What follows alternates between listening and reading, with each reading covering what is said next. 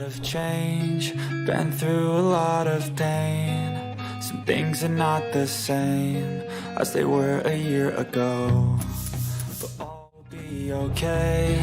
I move on each and every day. The past is where it stays, way back a year ago. I've changed for the better this time. I thought I would never be fine. I strive just to say I'm alright, and for the first time in a long time I'm alright. I've seen a lot of change, been through a lot of pain. Some things are not the same as they were a year ago, but all will be okay. I move on each and every day. The past is where it stays, way back a year ago.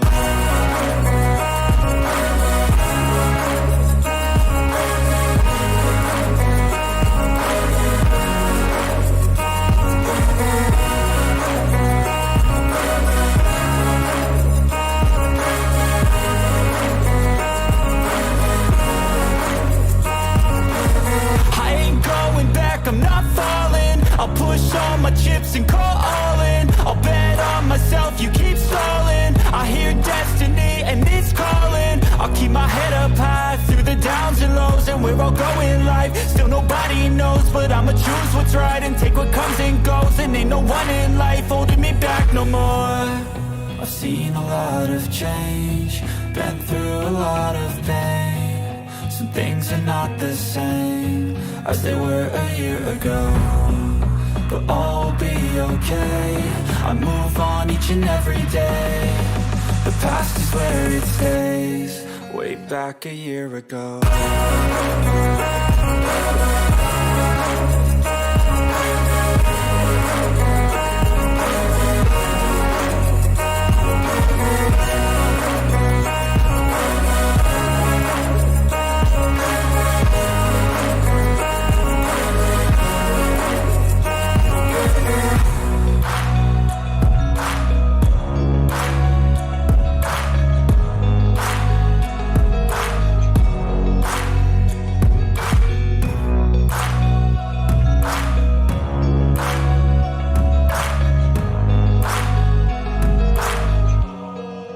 Back a year ago. Step 1, wake up early, gonna rise with the sun. Step 2, get some good, some food in you. Step 3, think real hard about what you wanna be. Step 4, everybody just do your thing. Wake up, today's gonna be a good day. Wake up, today's gonna be a good day. Wake up, today's gonna be a good day. Wake up, today's gonna be a good day. Wake up, today's gonna be a good day. Wake up, today's gonna be a good day. Wake up, today's gonna be a good day. Wake up, today's gonna be a good day. Yo. Set your affirmations, aspirations. I got shit to do, the aftermath of preparation. Good food, good mood, blood in circulation. One step at a time, yeah, that's how you make it. Set a goal you control and the steps you take them. I try to pick one thought, have some concentration. And if I make a mistake, it's called education. I try to do this every day, call it replication. Wake up, today's gonna be a good day. Wake up, today's gonna be a good day. Wake up, today's gonna be a good day. Wake up, today's gonna be a good day. Wake up, today's gonna be a good day. Wake up, today's gonna be a good day. Wake up, today's gonna be a good day. Wake up, and just do my best, man, I'll take it. Wake up, today's gonna be a good day. Wake up, today's gonna be a good day. Wake up, today's gonna be a good day. Wake up, today's gonna be a good day. Wake up, today's gonna be a good day. Wake up, today's gonna be a good day. Wake up, today's gonna be a good day. Wake up, today's gonna be a good day. Wake up, really gonna rise with the sun. Step 2, get some good, some food in you. Step 3, think real hard about what you wanna be. Step 4, everybody just do your thing. My gosh, AR. Good morning. How the hello is everybody? Let me go all the way up to the top. Happy Monday. Did everybody set their clocks ahead? Good morning, Hugh and Mary and Diva. Good morning, Carlotta. Let's see. Good morning, Diamond Girl. Good morning, Yaya. Good morning, Gail. Good morning, you girl. Good morning, Grateful Life. Good morning, Jamie and Erwin. Good morning, Victoria. Good morning, Poper. Good morning, Tanya. Good morning, Trolling Bish. Good morning, Ella. Let's see. Good morning, Peter. Good morning, AR. Good morning, Pickled Frog. Good morning, Vanessa. Good morning, Kim Possible. Good morning, Amber Chick. Good morning, Glam. Good morning, Cats. Like everyone, good morning, Jennifer. I think I got everybody. If I didn't say good morning, good morning. Is everybody an hour ahead this morning? Anybody late for work?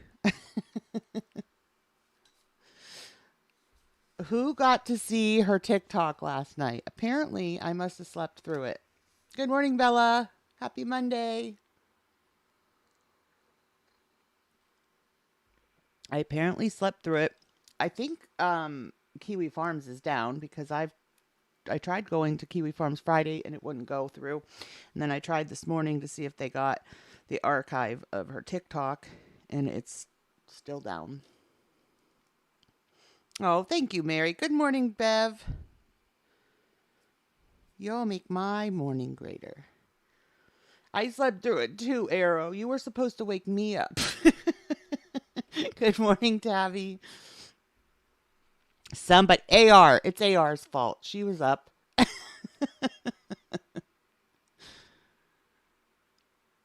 Real? Was it bad, AR? Somebody, who was it? Yaya, was that you that said that she said that Pete's isn't right in the head? Was that on her TikTok? It's. I bet it was awful. It's foodie.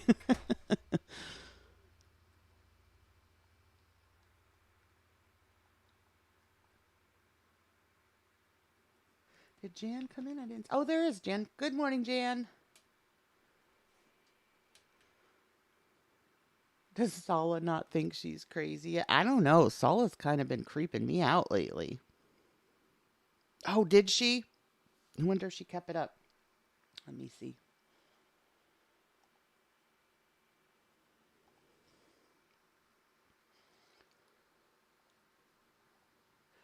Let me see. I mean, I do have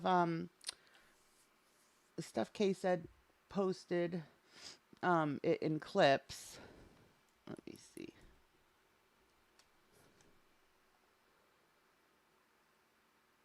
You guys, Heather took down all her videos. I thought she privated them, but you guys are gonna help. I don't know how to read Social Blade and all that. I swear, but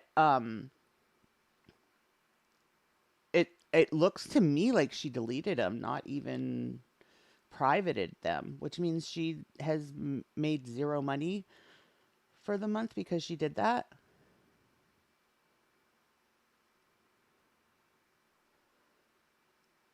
I don't think she has it up. Yeah, I don't see it up. I don't think she left it up. I wonder why.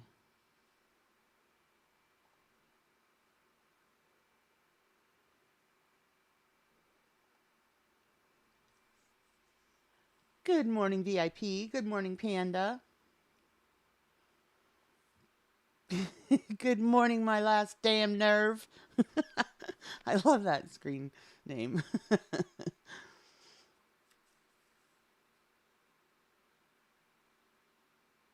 You can't go live, I guess. Vanessa, is it 1,000 that you? I think it's 1,000 on TikTok. You need to go live.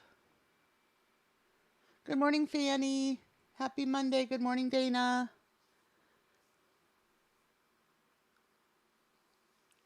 Was she not monetized? She hit her 1,000. I know that day that she was asking for TikTok subs.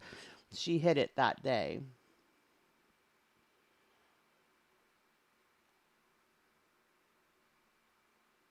She played music. That's probably why Bubble Tea took it down then. Are you allowed to do that on TikTok? Although TikTok doesn't keep your lives, does it? I don't think it keeps your lives. I didn't see them on her TikTok.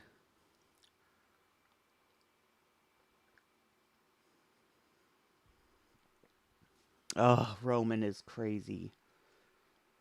He doesn't have any tea on her. Why do people even believe that? I mean, I don't understand why it even gets people. That's the only reason he does it. Good morning, Tangled Bliss. He only puts her name in his titles to get people in there. He isn't talking to her anymore. That's something in my eye this morning. It's driving me crazy.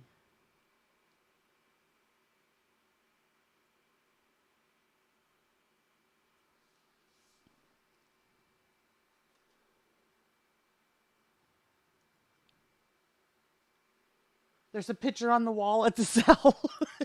Did they hang one single picture? TikTok is so 2020, Poper.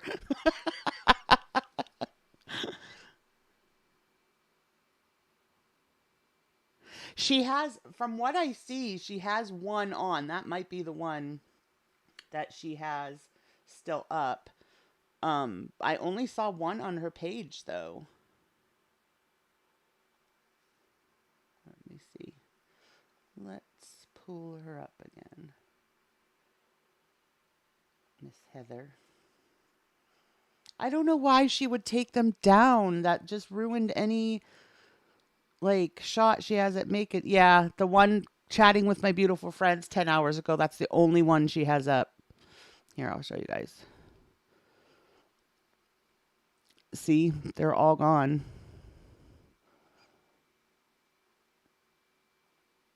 I don't know why she would do that. Nobody even that I've seen is even like coming at her or anything.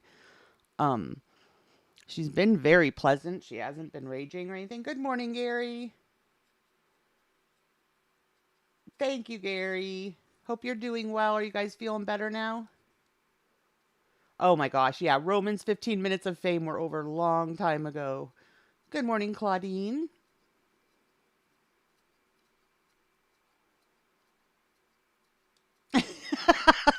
Panda.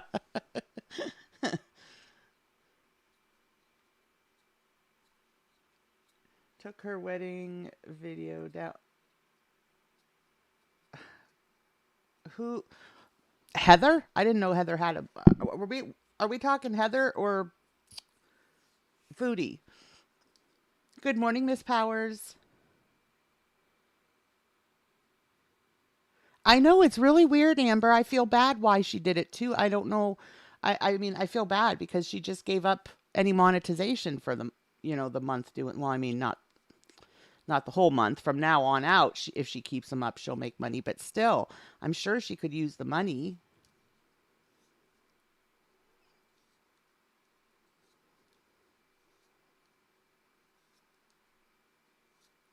Courthouse was in it. It's against the law to film Courthouse. Oh, so Chantel, we're talking. Oh, geez, Gary, you guys got it bad. Good morning, Lisa. Okay, so did she break up with Sala? Guys, I totally think this is just a cash grab.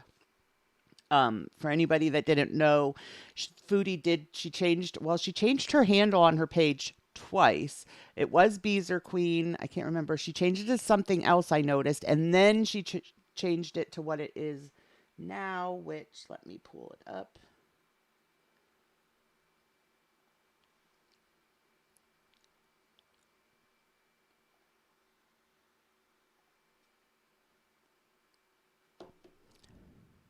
So it was so now it's Hello Foodie Beauties.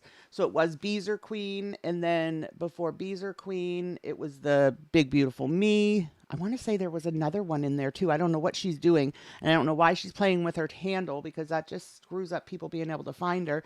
Good morning, Bam.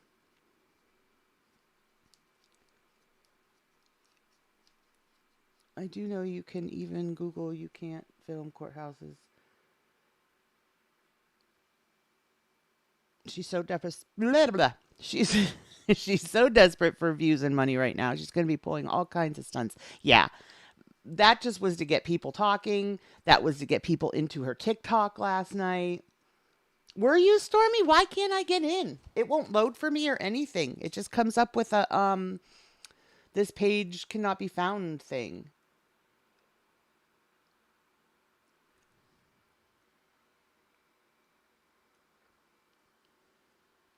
I would hope she would be panicking by now, VIP. I do think that when everybody pointed out about her being locked in the apartment when he leaves, I do think that made her feel some type of way because you could kind of tell she was like, normally she just laughs it off and is like, you guys are nuts. But that time she wasn't. She was kind of like, I guess I didn't think of it until you guys said something.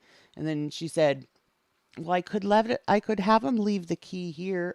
Yeah, dummy. I don't know why, but the screen name reminds me of that clip where the dog says he was bamboozled.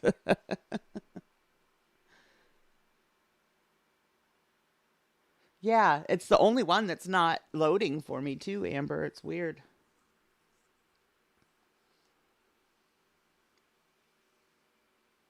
She wanted them talking about anything but BBJ. Exactly, Poper. I think a lot of people, Carlotta, are having like lasting symptoms. I swear my son had a migraine every day for months after he had it, and I swear it was left over from that.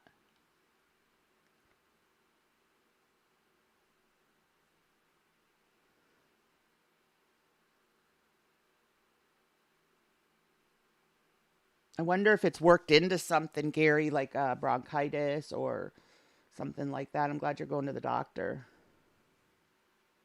I think I remember a community post last night that she was only going to do a cook. Yes, yes, that she did say that, Jan. How many times have we heard that stuff? Locked up like Rapunzel, nobody climbing up that chick bluff, though. And she definitely doesn't have the hair for Rapunzel. Oh no. So should I talk really, really quiet, damn nerve?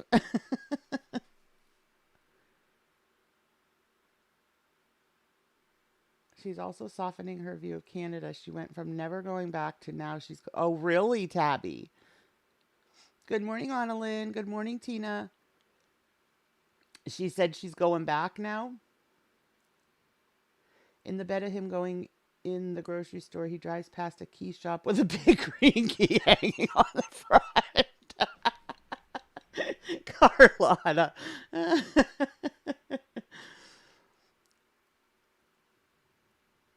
Yeah, exactly, Poper. We'll see you later today. Maybe they will climb up her chin hair if it grows long enough. You got a contact high from Cobes? I can't seem to get the heat regulated in here. I'm either too hot or too cold.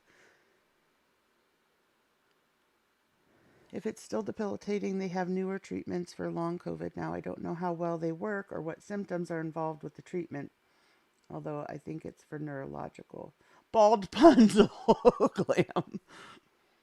Fupunzel, let down your hair fibers.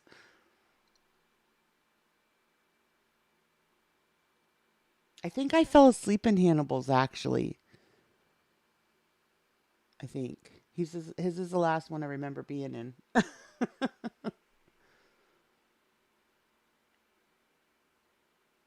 Did you guys see Goral World Ireland hit his 1K? He had a 1K stream last night. I heard that, Stormy. Which I'm kind of at.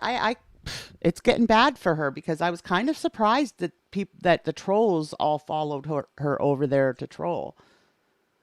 I don't feel like that happens. Like when her channel got shut down and she was on every single platform, I didn't feel like the trolls moved around with her as much.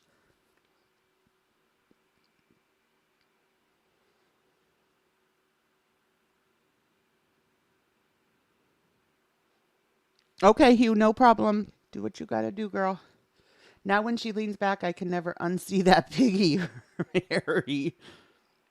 Was she blocking on TikTok already? That was kind of dumb. Good morning, Jarella.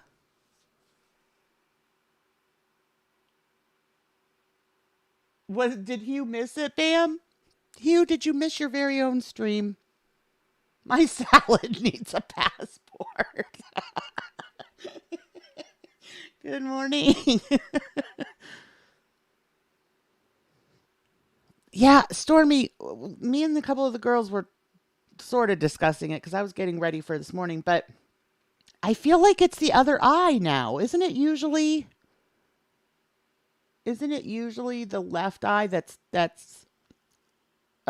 slightly closed and now it seems like it's the left eye that's open, or am I just imagining things?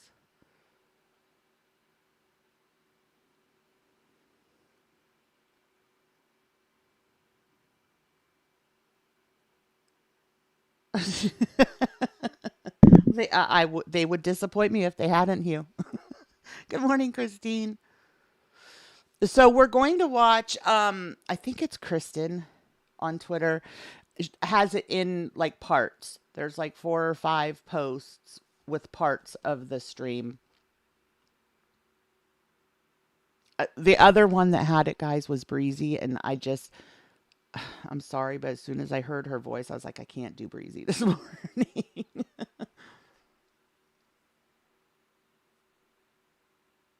She's all types of effed up this morning. I thought she had it, Hugh, but I don't see it. I looked on Bubble Teas. Um, Somebody said she was playing music through it, so maybe Bubble Tea took it down because of the music.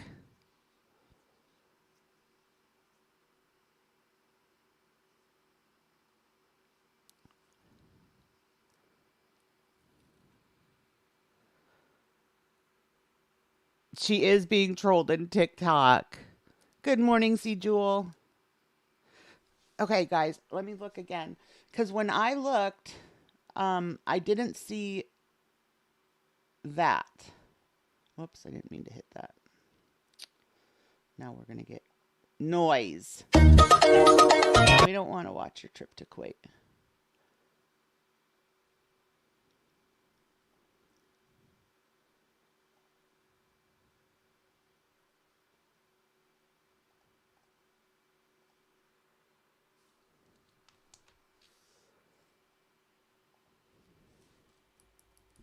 Bubble tea.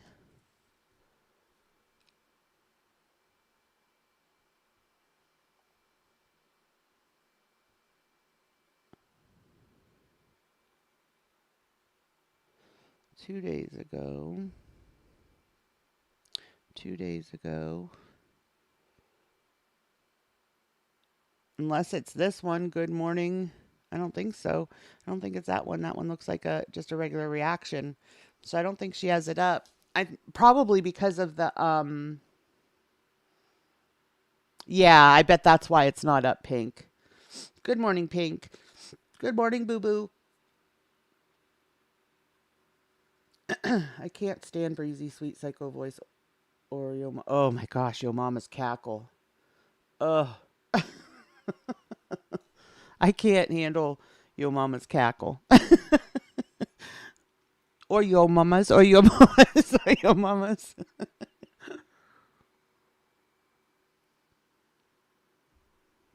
That's exactly why she did it, Stormy.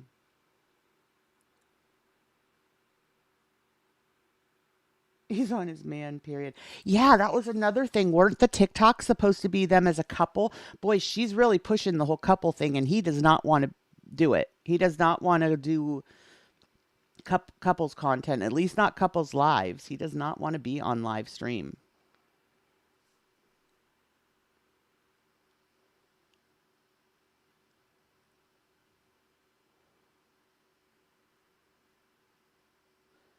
Let me take this off. There we go.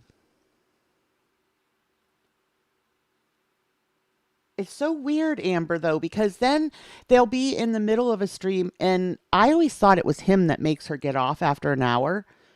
But I don't think it is because a lot of times then when she goes to get off, he acts like he's having fun and like, don't get off or wait a little bit or whatever. Good morning, Hedgie. Oh, right, Hugh? I watch clips from different ones, keeps me up on the BS so I know if I want to jump in, said rabbit hole. And do you jump? Carlotta, good morning, Gary. Good morning, Hannibal. She canceled the couples. Yes, isn't see that's weird. And I think she's trying to make us think that something's going on more so than what it is just so that she gets views because she's, killing her channel.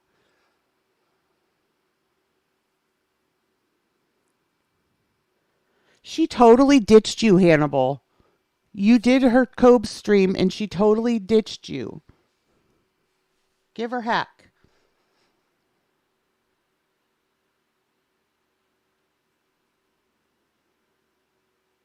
I think on a live, she forces herself on him too much, like trying to get him to pretend to love her.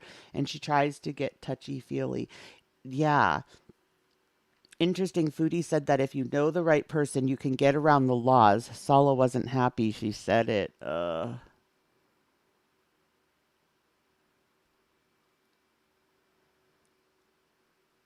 You missed a good one before it got pulled. I will re-upload it today after some edit.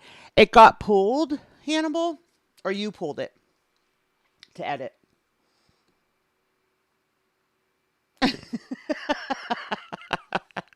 You come at me. Come at me, bro.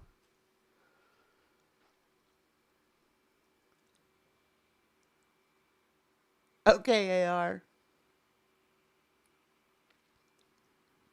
I've noticed that too. Once she was saying how tired she was and wanted to get offline so they could go to bed, Sulla perked right up and the stream continued. Another exactly, Miss Powers. I've seen him do that a few times.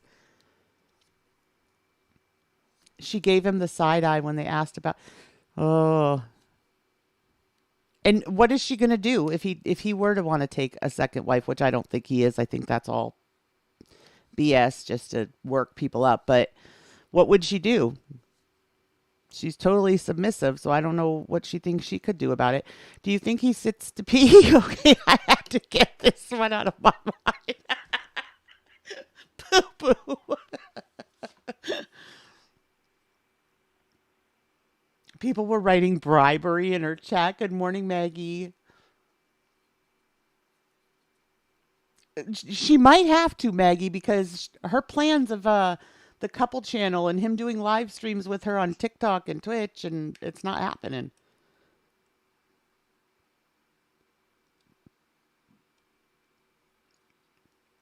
Oh, that's okay, Tabby. I never can type.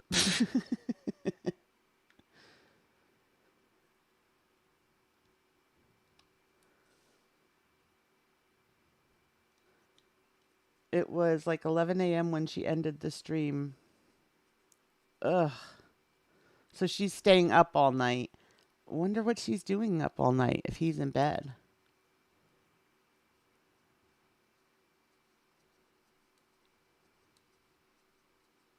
Tried to make him make up. No second wife, first husband. That's why he really, really wants to get to Canada. Good morning, Amina.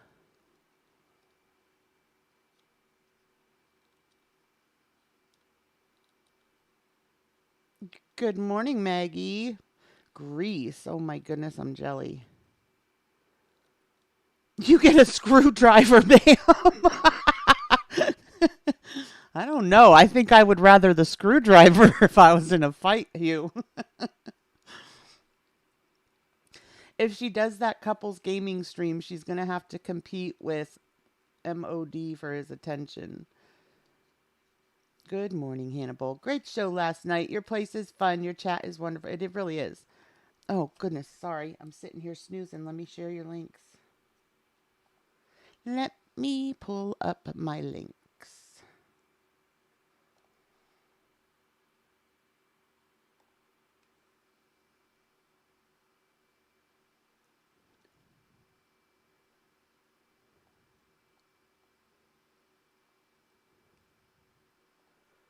PR made us a new link document, and it's awesome.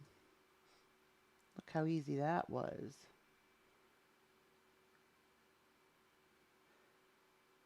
She was eating on TikTok too. Oh, TikTok's in for some fun.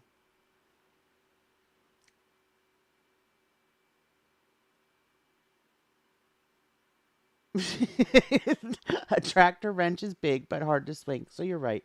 Bam would win. Ding, ding, ding. Should we flip weapons at the sound of the bell? Neither one are real gamers. I agree, Bella.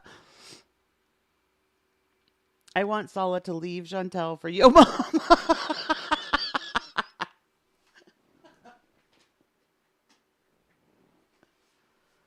The chat was roasting her hard, wouldn't stop bringing up BBJ, calling her an animal abuser, saying she's gross.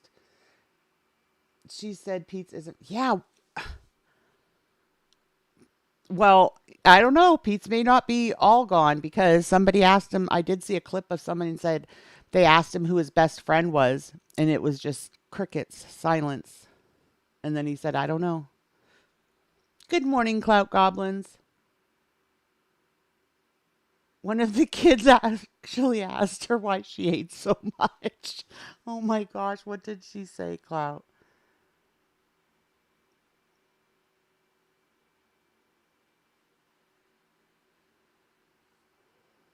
Greece is awesome. Been here for 22 years, was a New Yorker. Weather is beautiful, and we have not turned.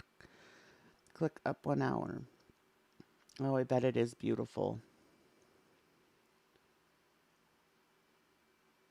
Yes, Stormy. That was one of the first things I read this morning was how she was all decked out with her fake eyelashes and everything.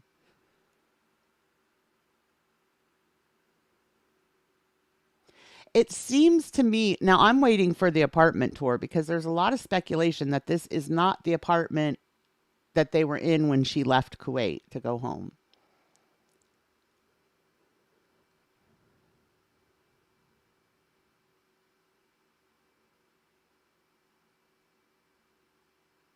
He didn't want to choose one little pony over another.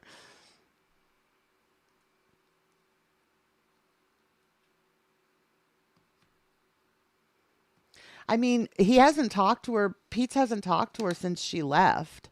Poor thing was like, yeah, I should go into her streams because it's basically the only way I'm going to get to interact with her. Pete, do not follow her. Do not beg her for her friendship. She kicked you to the curb. Swallow what's rest of your pride and let her go.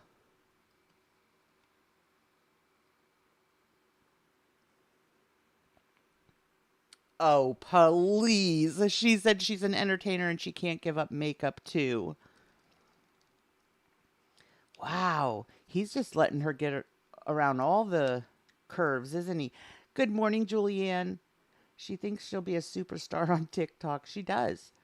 She thinks that she can go to any platform and boom, get her 92K subscribers.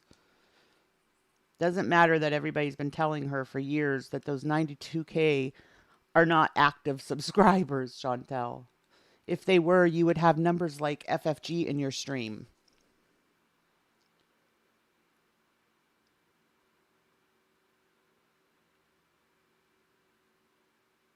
I don't know, Tabby. I mean, this sounds horrible, and I don't, but every apartment they've been in has been crappy.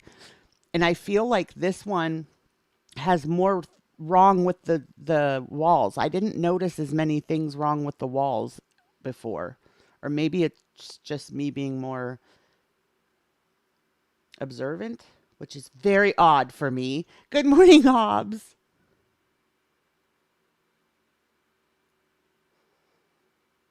I don't think so, Amina. That's what I was going to say. Like here's Heather's. I don't really know how to read Social Blade and all that, but there is nothing on Heather's. Like I thought that she privated all her videos. I don't think she did. I think she literally deleted them.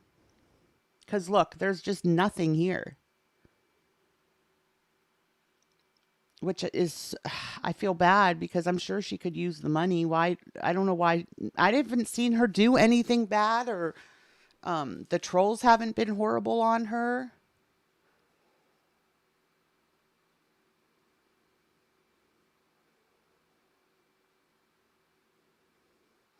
Well, I definitely feel like, good morning, Robert. Bella, I do feel like it was an easier time when she started her channel.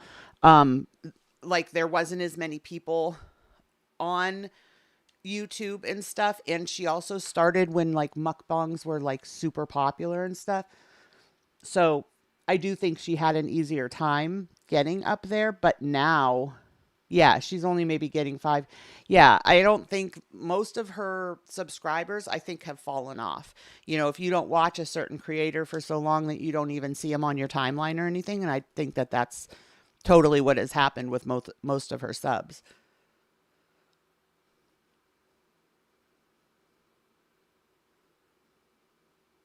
Salad wanted subs only and she didn't change it. She wouldn't have a chat.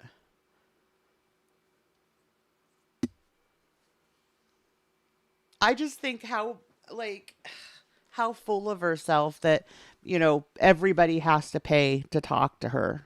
You are not a celebrity. Good morning, Jericho. I don't understand either, Bam. The only ones that I watch are the ones that I like the storytelling of, or, like um, like the chat and stuff. If they're not interesting or their chat isn't interesting, I can't just sit and watch somebody eat.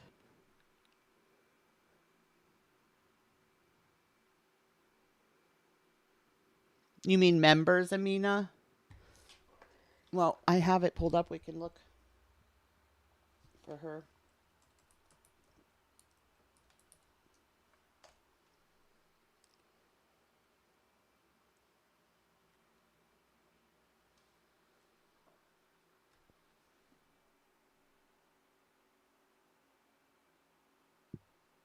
Video views rank, subscriber rank.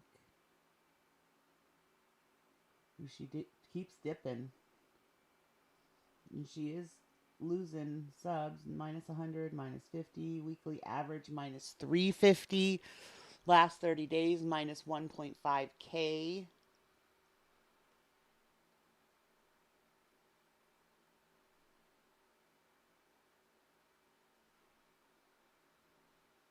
Monthly gained video views, monthly gained subs. Ooh, look at. Holy cow, she's down a lot, you guys. This is the lowest she's been on subscribers. Monthly gained. Oh, okay. This is her gained.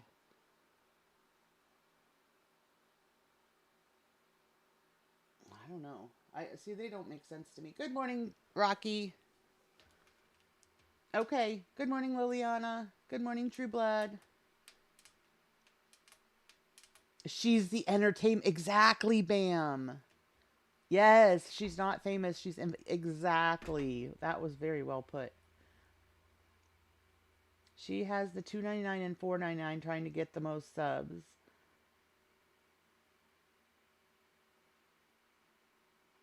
This is Foodies, Rocky. I don't know how to read it though. I mean, I I know how to read it, but I don't find the information that like I want. Like somebody just asked how many members she has. I don't see anywhere that it shows us that. Detailed statistics. Is that where we are?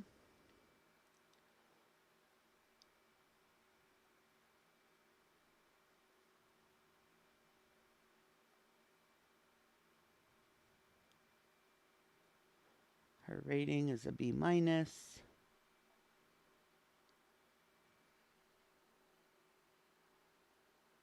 Part of me feels she wants to stop socials and expect him to keep her. I think she is in for a rude. See, I can't decide, Jericho. Part of me thinks that too, but then part of me is like, she would never be able to give up social media. She can't. Um, I don't think that she can give it up and walk away. She likes the attention too much. It says she makes between 150. I don't think these are ever right, but it says she makes between $150 and 2.4K. I would gather she makes more than 2.4K a month.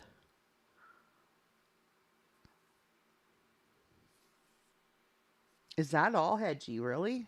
That's not that much for her sub count.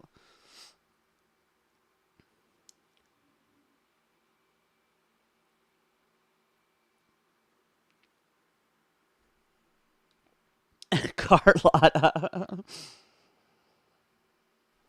Okay, Playboard I could not find Heather on, but I'm sure that we can find Booty on there.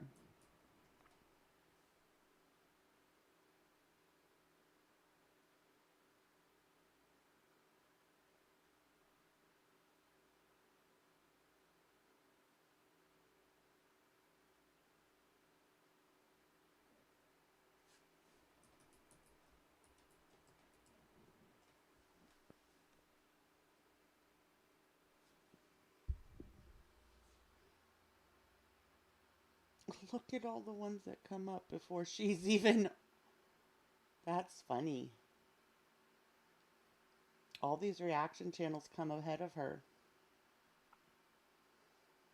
The last 7 days' revenue was $48.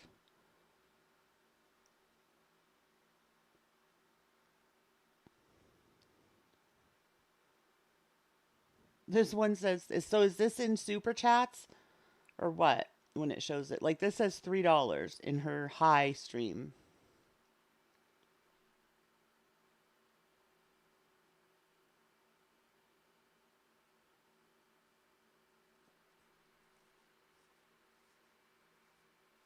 I know I go back and forth about my Twitch, Rocky.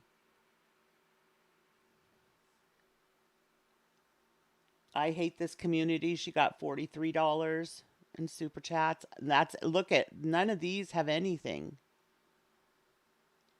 Dang. Does this tell what she's making per month? Oh, here's super chats. I don't.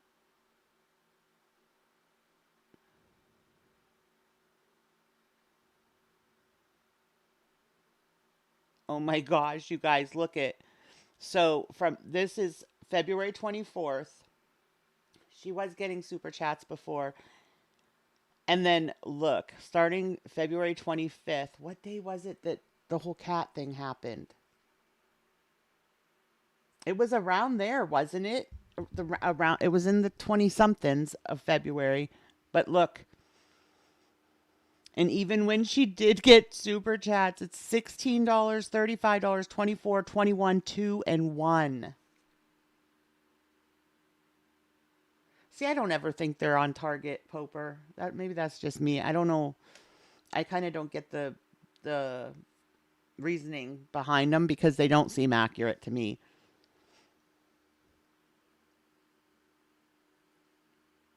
She has conditioned her brain to believe what she sees through her filters. I believe it.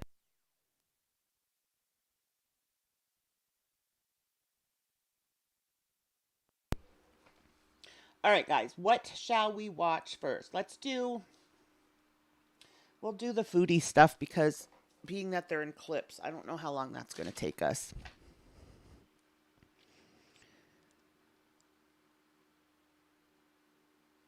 All right. Chantel says she has never wished for anyone's downfall, except I distinctly remember her telling people to call Dee Dee's job. Her saying she was glad when Dee Dee got fired, and her wishing death on Natter and Dee Dee. So, I guess there goes that.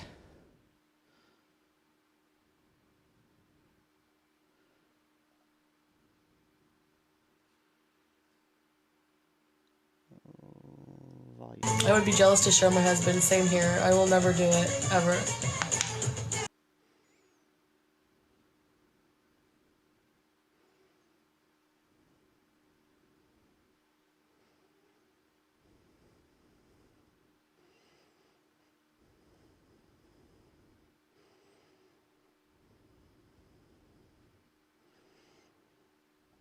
Play.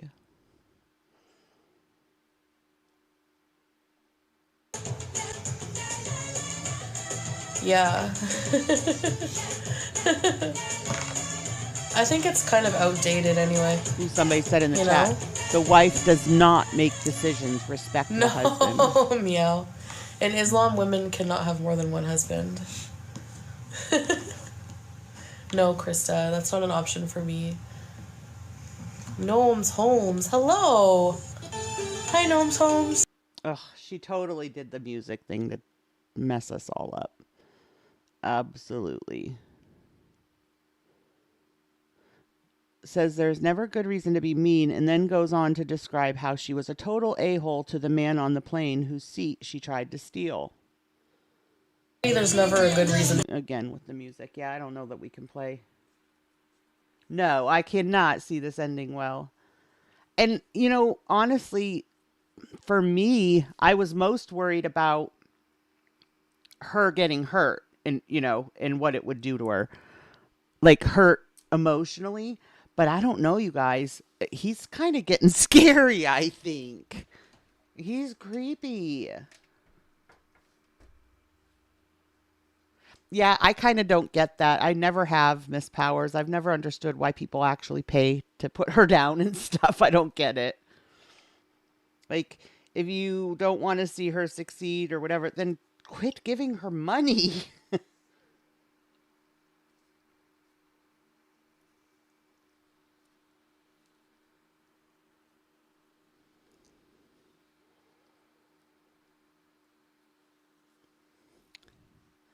I'll never share my husband ever. Just imagine if she actually adopts a child, the intense jealous rage that would course through her veins. Having to share him with her own son or daughter would give her a heart attack. Also, if Salah got another woman pregnant through in vitro, well, why would he have to get somebody? Well, oh, I see what they're saying, like as a surrogate. Good morning, Desiree.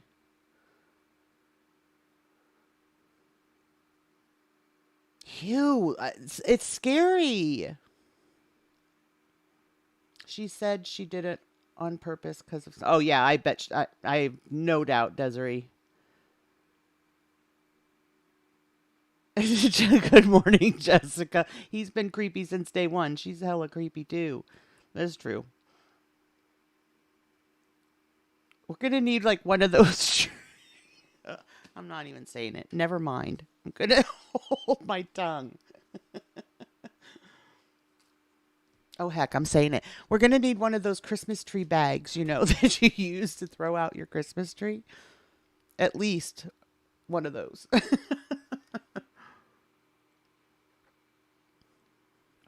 Oh, my gosh, Amina, could you imagine that poor woman? Good morning, need some Z's. I don't give two craps about her getting hurt, to be honest. If it was anyone else, someone innocent, then yes, but she chooses this, and she's an evil, nasty person, and I don't care. A lot of people, I think, feel like that. Need some Z's. Good morning, Lana. From listening to 80s music, which she rocked to like Madonna, to listening to this, you can't tell me she genuinely enjoys this music. I agree. It's not even just that she tolerates certain things. She throws herself into it. Like, you know, I don't know if she's trying to convince us or convince herself that she likes certain things, but she throws herself into it.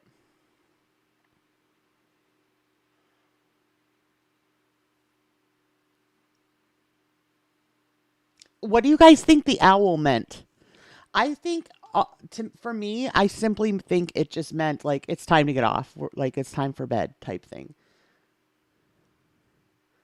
I mean, people are saying, you know, it means death and this. I don't think that there was all that much meaning to it. But I do think that he controls her. And I think that, you know, that would have been all it would taken for him to, like, you know, I don't know, maybe she sleeps with it or something. Give her the owl as if to say, okay, it's time to go to bed. You know, like you might do to one of your kids.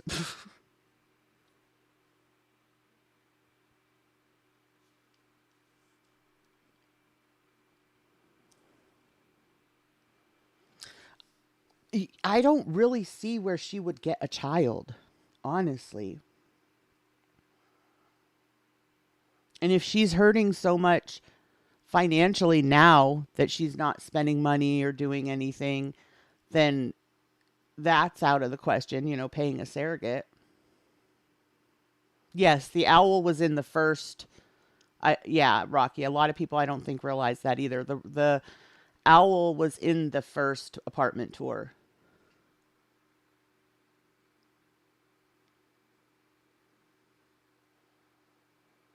She does, Lisa. Totally changed who she was.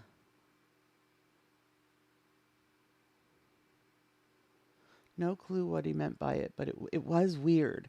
I just wonder. I go back and forth. Do you think he's just awkward, or do you really think there's something behind that? You know what I mean? I will wait if she gets a child. No, no way is she going to ruin somebody forever. Ugh. Like they're hamsters, Hugh. That I can't even. I mean, you guys, can you imagine we're worried about her being responsible for the cat's care? Could you imagine her being responsible for a child? Good morning, Norma.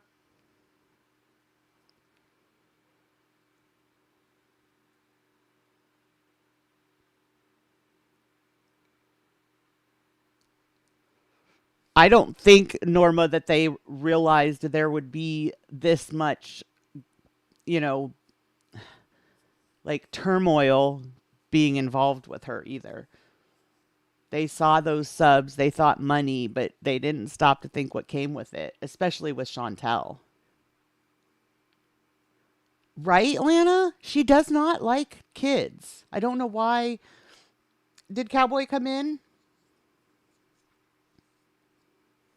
I would love to know how much she owes in taxes. My dad passed away in September. Before he did, he sold some land, and my stepmom just had to pay 12,000. I've heard, Jessica, I don't know what she owes, but I've heard it's anywhere between 45 and 60,000.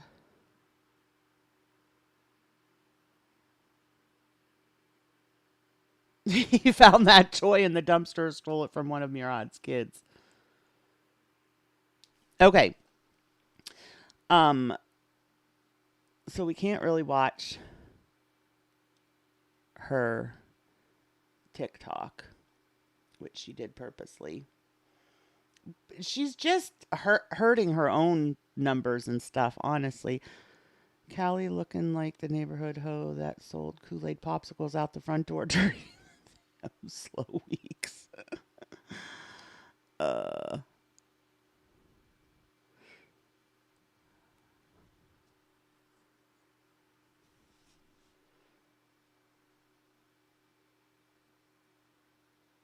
what is this about? You should not use chlorpheniramine if you have narrow angle glaucoma, a blockage in your stomach. Oh, here, this is Rocky. Let's put this one on. Each 5 milliliter contains acetaminophen, pseudoephedrine. You should not, if you have a blockage in your stomach or intestines or enlarged prostate, if you are unable to urinate, or if you have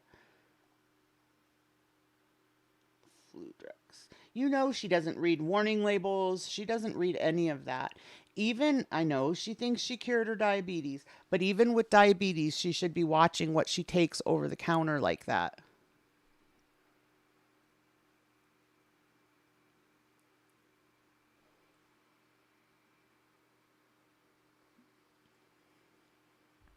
Funkel Fester.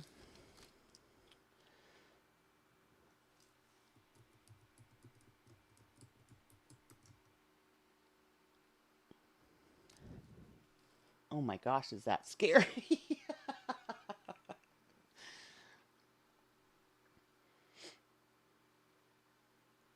There was about 5 cats yesterday, and when I arrived last night, and yes, I did run around trying to.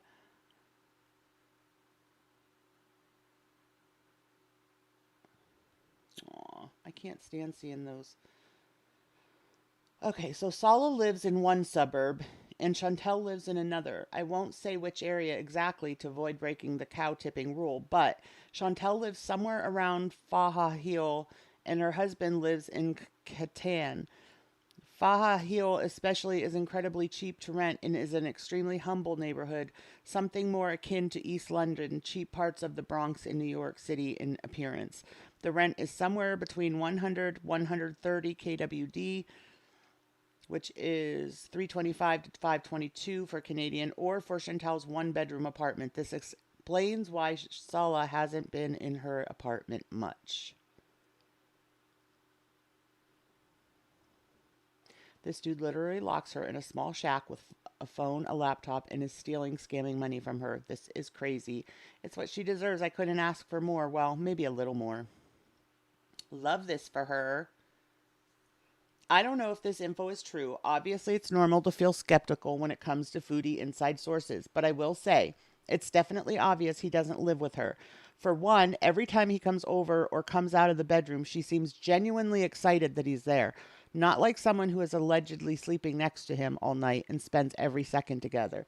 Right, but do you see that reciprocated? He doesn't seem so excited to see her, but she sure does seem excited to see him. He's rarely ever there when she's live streaming, and she rages and posts way too much for someone who's supposed to be spending time with her soulmate. I think she stays up all day and night and never sleeps is because she's scared of being there alone. So she comes online because she'll have someone to talk to. I think that, she always looks at things so skewed. Like she looked at him locking her in the apartment as, oh, that's so sweet. He wants to protect me. No, he wants to keep you locked up so that you don't go out and embarrass him or do something stupid to get yourself or him in trouble with the law. Really, Rocky? What the heck? Rocky says she deleted her videos about becoming Muslim. Good morning, Sansa. Good morning, Jag.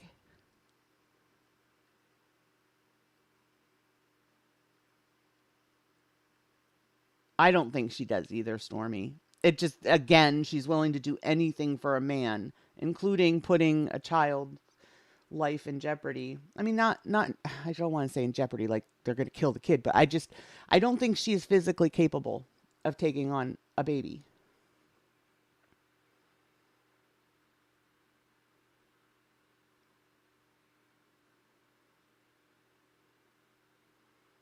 That's what she's telling her. Danny, watch Eyelashes video on Sala giving Foodie Beauty the owl. Look at, I did see theirs last night, Desiree, but I'll play it for everybody else.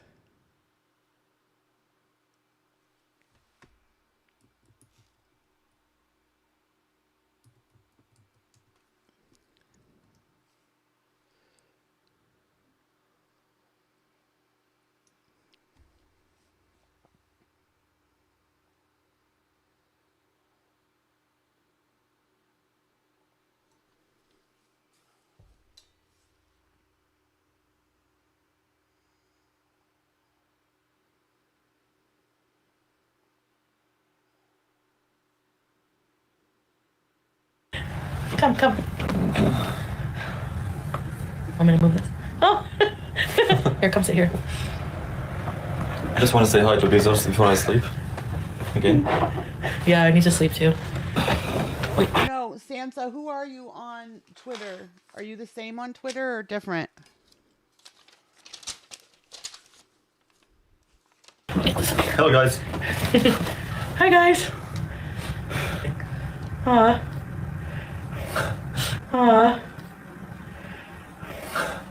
Cute, huh? Yeah.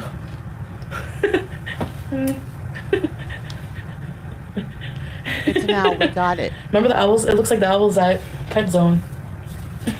Yeah, that was cute.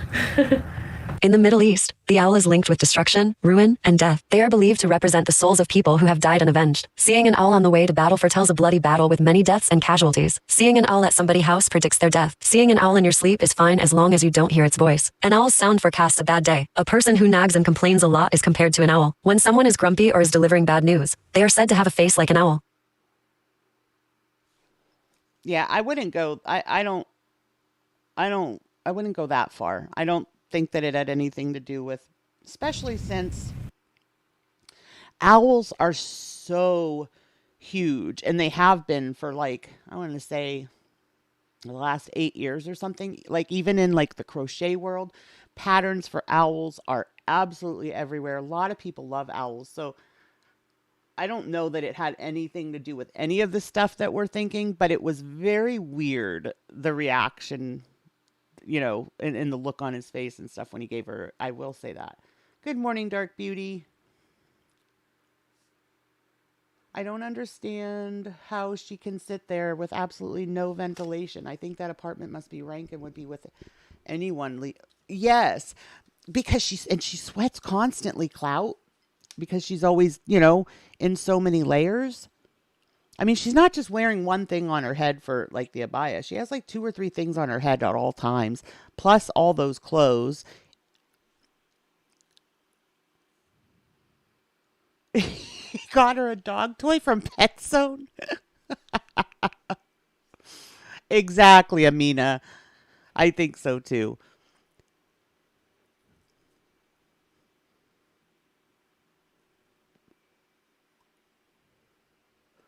Oh, I don't doubt I don't doubt that that's a fact, Sunshine. I don't think I think that's giving him too much credit. I don't think that it's that deep for him. You know what I mean? Oh, the snarky priest one? Okay.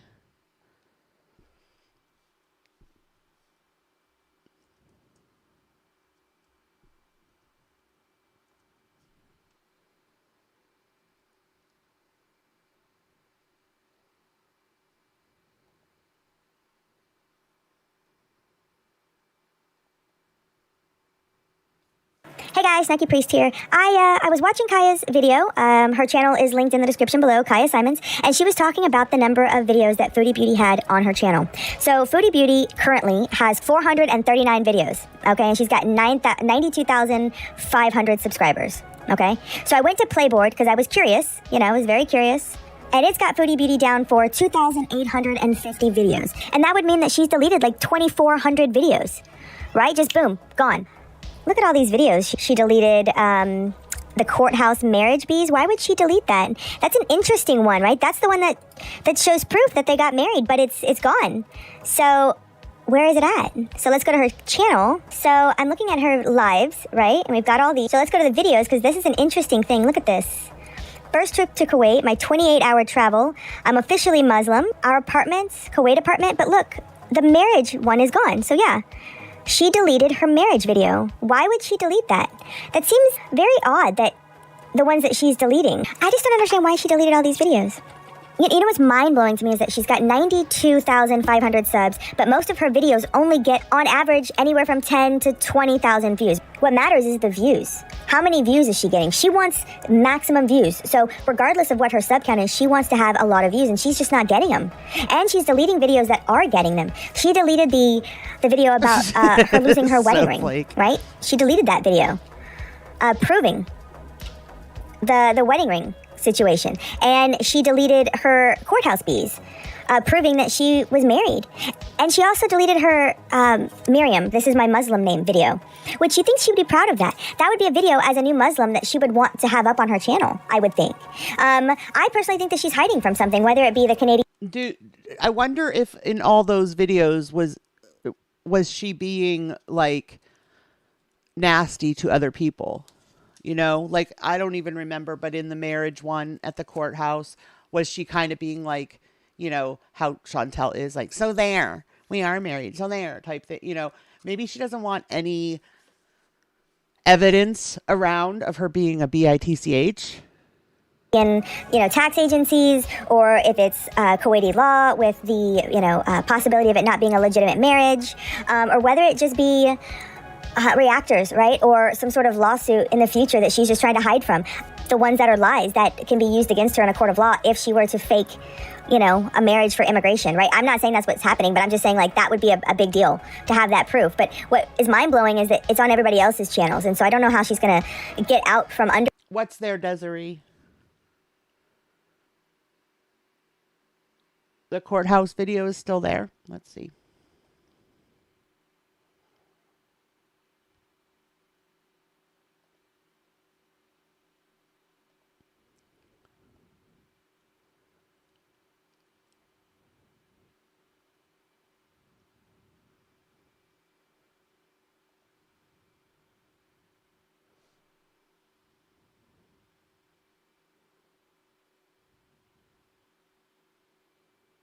Right here, yeah, I see it too.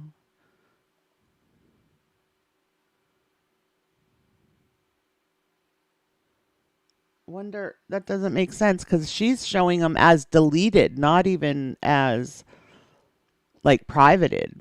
Here they're showing that they were deleted. For that, but I do know that she's losing money. She's deciding to throw the views away. I don't know, I think she's hiding, but let me know what you guys think in the comments below. Let's see, I am Miriam, if that one's up.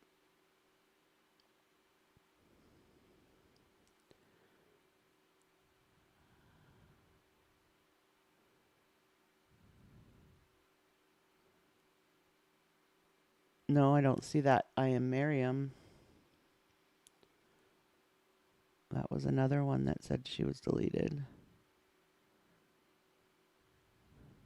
Wow, you can really tell because look at the timing. Like you go from days to 1 month, 2 months. Like, you can tell there's like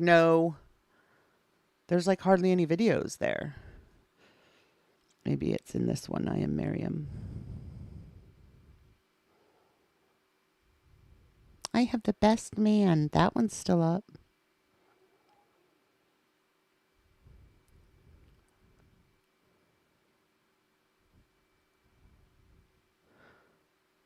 No, the I am Miriam isn't here because this is 3 months ago. It wasn't that long ago.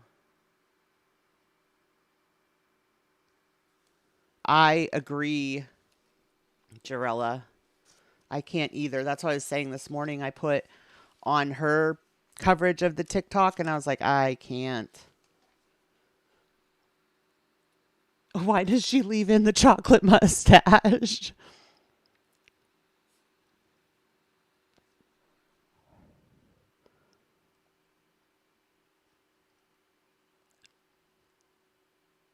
Okay, I have a Word doc up with links for today.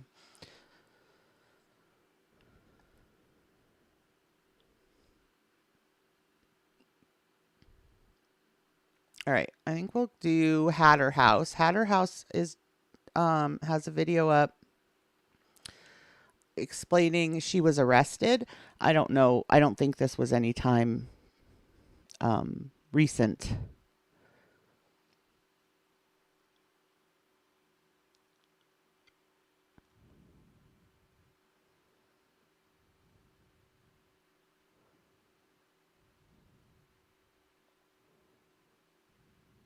Hey everyone, it's me. Who else would it be? So happy Friday. I haven't changed my calendar yet. So I want to say I'm surprised, like a lot of you, because it says there's a bunch of views on the Cooking with the Hatters one, but I'm surprised now. You know what, too? Maybe she's trying to get rid of evidence of her, basically, because she has admitted numerous times that she is trying to get away from paying her taxes and everything. Maybe it was something like that she's trying to hide. None of you made comments about what happened. Like, that was pretty crazy, and I think only one person commented about it. So, you know, see, it's the 10th, even though it's probably backwards for you guys. So I'm just really surprised that you guys didn't comment about it and laugh at me, because it's hilarious. And actually my camera seems to be okay now, which is weird, but I'm getting a new phone today, and it was only like $100, so it wasn't horrible. And it's an iPhone, so I don't know.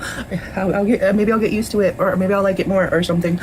That one's strictly going to be for recording and whatnot. I'm eating my Huel and drinking this new thing that I'm trying out, Early Bird, in my Starbucks glass bottle. This thing freaks me out, but at the same time I really like it because I can stick it in the fridge at night and then have cold water in the morning, for the Early Bird. And I have other stuff I want to try too. I got some samples of like these kombucha tablets and these tea packets, and I'm like, okay. So you might see 1-minute clips on those. It's like, I don't get paid. I just like to share the things I try with you to see if they live up to the hype. And I get a lot of free samples. I enter a lot of contests. I have a lot of those coupon saving apps. So if you know you want, I could share those out with you. I think there might be a couple in our link tree. I like saving money. I always have. I like having stuff on my shirt. So okay, today I'm gonna do a little story time, and if you're still here, this is the time I got arrested. the only time I've been arrested. The thumbnail is my mugshot. So, okay, a lot had happened. So we'll paint the picture. Sicily, 1913. No, okay. Good morning, Not a Gamer. I think it was around 2016. Good morning, Sarah. Good morning, Dad. Maybe, I don't know when the month was, but I'm pretty sure it was 2016 because we were living in Albuquerque, my ex and I, and we were living in this place. It was like a 3-family, and there was a big house, and there was a basement apartment, and we were living where the garage was. It was converted into a little apartment. It was such a whole. It was in this area called the war zone, and we had Lola, and we had Boo. My Boo. This is a really hard week for me because Facebook memories keeps popping up with stuff, and March 7th was my ex's birthday. The channel name is called Hatterhouse. And March 13th, I believe, is the day he unalived himself with his addiction. And then there's also Good morning, pictures Chris. This is Hatterhouse, Julianne. Of my Boo. And if you've been here long enough, you know who Boo is. Morning, or if you go back, you can see who Boo is. She was my world. So, it's been a really hard week for me. I've been trying not to binge. Morning, and Kenny. like last night, I just wanted to eat until I felt like my stomach was going to explode because I hurt so bad inside. And I was listening to Linkin Park songs and singing along at the top of my voice. And anyways, and then there was a new Mike Shinoda song. She really gets winded, guys, big time. Good morning, Nene. Which I use for my squat video because Linkin Park will forever be one of my favorite bands. That might be a thing one day. Rehab and Linkin Park. Powers. But anyways, okay. I have to do a giveaway video for this month, so if you're here, store that information, okay? Back to the story. It was 2016, we'll say, and we were living in the war zone in Albuquerque. Back before Albuquerque got too crazy, it was just medium crazy. I haven't seen anybody covering her yet, Julianne. I can't remember how I found her. I did see somebody mention her yesterday in someone's stream. I think it might have been Alex's, but I had already started. I introduced her a couple weeks ago, and then when we did the Moo Hunt, I kind of forgot about her, and then afterwards I kind of deep dived and went back. Like, she has videos back like 10 years. So my ex had about a gallon of vodka in him, and he wanted to go get more because he was out. So he wanted my car keys, and I at this point was sleeping with my credit cards or my debit cards and my car keys. And he started his whole antagonizing and harassment bit. So I started recording him because I got this great advice from one of my narcissistic support groups that I should record him and then show him when he's sober what his actions are, and it might make him realize. No, that doesn't work. It's horrible advice. They don't care. They love it. And plus it's ammo for their, what's the word? I can't think of it right now. Armory. It's ammo for their armory. You just love to show your friends. You just love to talk crap about me. You're making fun of my addiction. So yeah, he got pissed at me, so he grabbed my phone. And then he started recording me when I was trying to get my phone back. And anyways, because at one point he held it over his head and I stuck my arm to go get it, and he recorded it. And when I did this, so he called the cops. Because I wouldn't stop trying to get my phone back, and then I wouldn't give him the car keys, because at one point I finally did stop. And keep in mind, I hadn't slept for 3 days at this point because he had kept me up. He also did this thing, it was called Spice at the time, so he had kept me up for 3 days. They love to do that. They love to sleep deprive you. So finally, there's this point where I'd given up, but I still wouldn't give him the car keys. And this is after my weight loss surgery, but when I started gaining again, because depression, whatever, bad coping mechanisms. Amen, Bella. All I had was food. And so anyways, I was sitting on my stuff, so he couldn't move me to get the stuff. And he was pissed. He's like, fine, call the cops. So he called the cops. And in Albuquerque, they have this thing. If they're called out because they're so short-handed on police, if they come out for, I had makeup on, forgive me. I had to wipe it off. I was filming something. But if they come out, they have to arrest somebody. If they come out on a domestic charge call, they have to arrest somebody. So he showed them the video. And, you know, the point where I went like that in the video. They don't know what I did, but it made them believe his story that I tried to choke him. Yeah. She does. So they arrested me. And here's the thing. The cop knew it was BS. Especially because after they had put me in handcuffs, and the cop that did it, he put the handcuffs on really loose. Like, I could slip out of them. I was just smiling and laughing the whole time. And I know that's horrible, like that I was smiling, laughing, but I found the whole thing hilarious to me because when they put the handcuffs on me and started taking me to the cop car, he broke down crying. He broke down crying and screaming for them not to take me. I just wanted you to set her straight. I wanted you to teach her a lesson. I didn't want you to arrest her. Please don't take her, please. And the cop's like, I'm sorry, we have to take someone.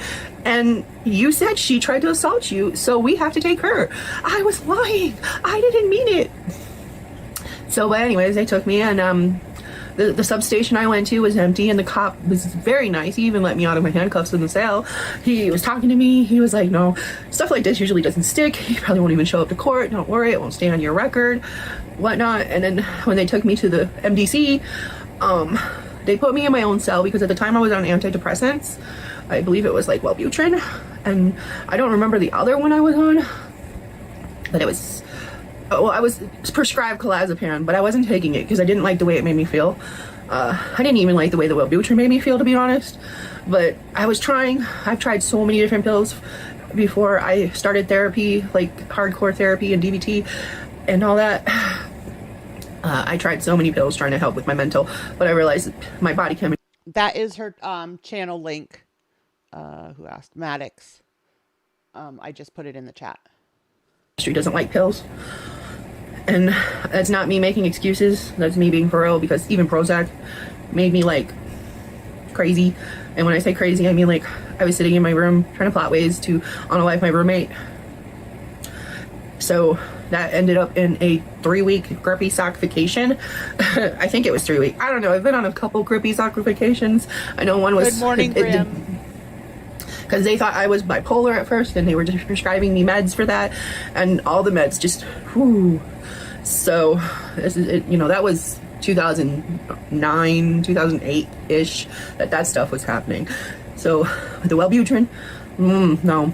But because I was on those pills, they put me in my own holding cell by myself, thank God. And what's worse is I was in my night dress, like with nothing. That sounds so much. They wouldn't even let me put That sounds so much like the Shandy arrest. Underwear on, so I hadn't slept for 3 days. I had the same clothes on that I had on for 3 days. It was horrible. And no undies. So oh my gosh, guys, could you imagine having your nightgown on, no undies, and having to go sit in jail? Oh my gosh, that's mortifying.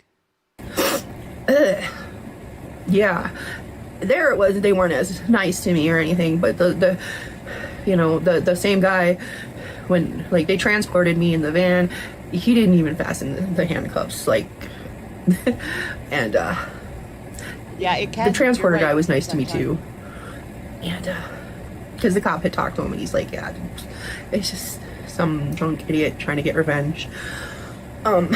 So yeah, I was there for probably about 8 hours. It was the middle of the night. My ex was freaking out. He had woke my mom up, gone over there. He didn't know if I was going to need bail money, which he did not have. My mom wouldn't have had it either because she's on disability. You know, she lives month to month. Even now that she lives with me, you know, like she pays her portion of the bills, but and then he spends the rest on whatever. Let's see what's on my list. We have Shani. We have Planet with a Palette. And we have Heather. I believe there should be stuff on MGL too.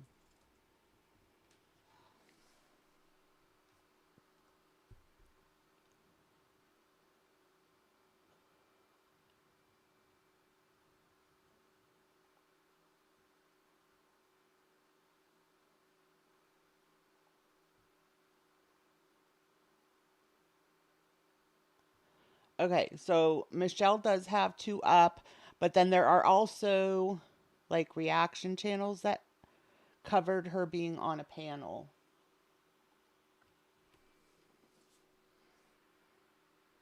She started her channel, Amina, like 10 years ago. That's what I was saying. I was like trying to do a deep dive on her, and she has videos going back 10 years.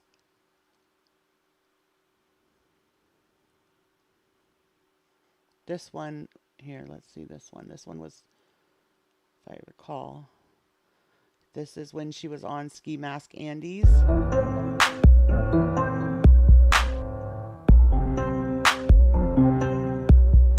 just a clip. I think it would be funny as shit for Ski to come down here. I would love that. I love you guys together. I think you guys are so funny. It's spring and there's like flowers and shit that need to be planted and stuff like that. And like I think it would be a hilarious stream between both of us. I don't know if he's into planting the flowers, but you just have to do it. You just like take a shovel and you dig a little hole and you just drop like a. I think just putting you both in one room would be hilarious. Oh no! He comes to the country and gets countrified. That would be like, what was that? Paris Hilton and Nicole Richie show. No! I've got it planned. He goes to the country and gets countrified. That's hilarious. I would watch. Then riding the horse through the mountains.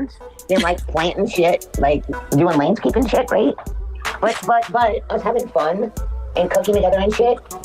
And like it could be like Sunshine was saying, guys, it could be totally just her anxiety of, recording or whatever. Because I've told you guys, I still to this day get horrible anxiety every time I go live. So it could be just that, but maybe she was just really anxious. I don't know. He doesn't respect women. I think you guys. I wouldn't mind him being here for like a week or two. But if shit like fucking was awesome, I would like Ski rent upstairs because he can't stay downstairs. That's my. No, Diva. I was wondering too, just because I've seen pictures, and I'm like, what on earth is that? But at the same time, I couldn't bring myself to watch Natter. He's so boring. I saw somebody said one of his creations, the potatoes were hard and she couldn't even cut through them. I said he doesn't respect women and he won't straighten his shit up. So he could probably be a good catch if he would fucking straighten his shit up and like balls up and be a man. I mean, he's got a baby he needs to take care of. Even if he's up with another girl, he still has a fucking baby to take care of. Machine, this would be a good time to make, and don't get mad, maybe make friends with Bombshell because you guys live so close. Maybe you guys can help each other. No. I'm just saying, you guys are. I don't care if she comes to my house. My house is clean. I don't give a fuck. But isn't that weird, Lisa? Like, I mean, you'd think that I would, be used to it by now. No, I get so anxious. All I need is to pick up like food off my security gate and bring it upstairs. I'm good. I can drop my Jeep down. I just like to mend fences. I'm like the peacemaker. That's all I get it. Like, I don't have anything against her. And I think one of the things is she thinks like if we became friends, I try to mock her or like go after her or something. And I literally wouldn't. Like, you know what? Bomb, I don't know what it if you want to know, Graham. Bomb would be the most awesome person to be up here for a day and a half. Oh, good.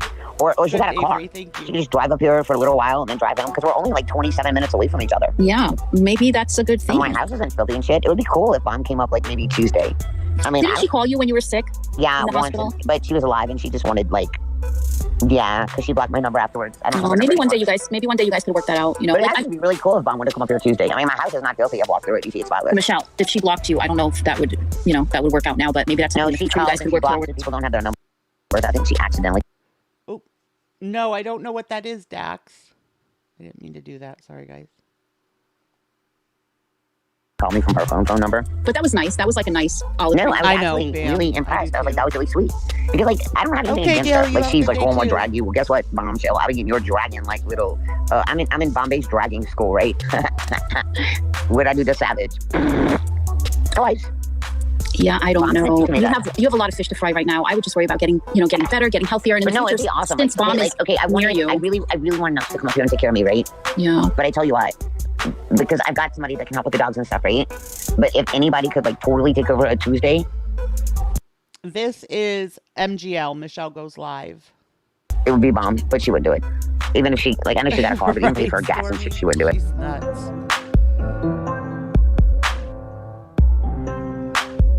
I hate to say it though, but when she's not being crazy and she does like her cooking streams and stuff, I like watching the cooking streams. You guys know me. I like the cooking streams, period.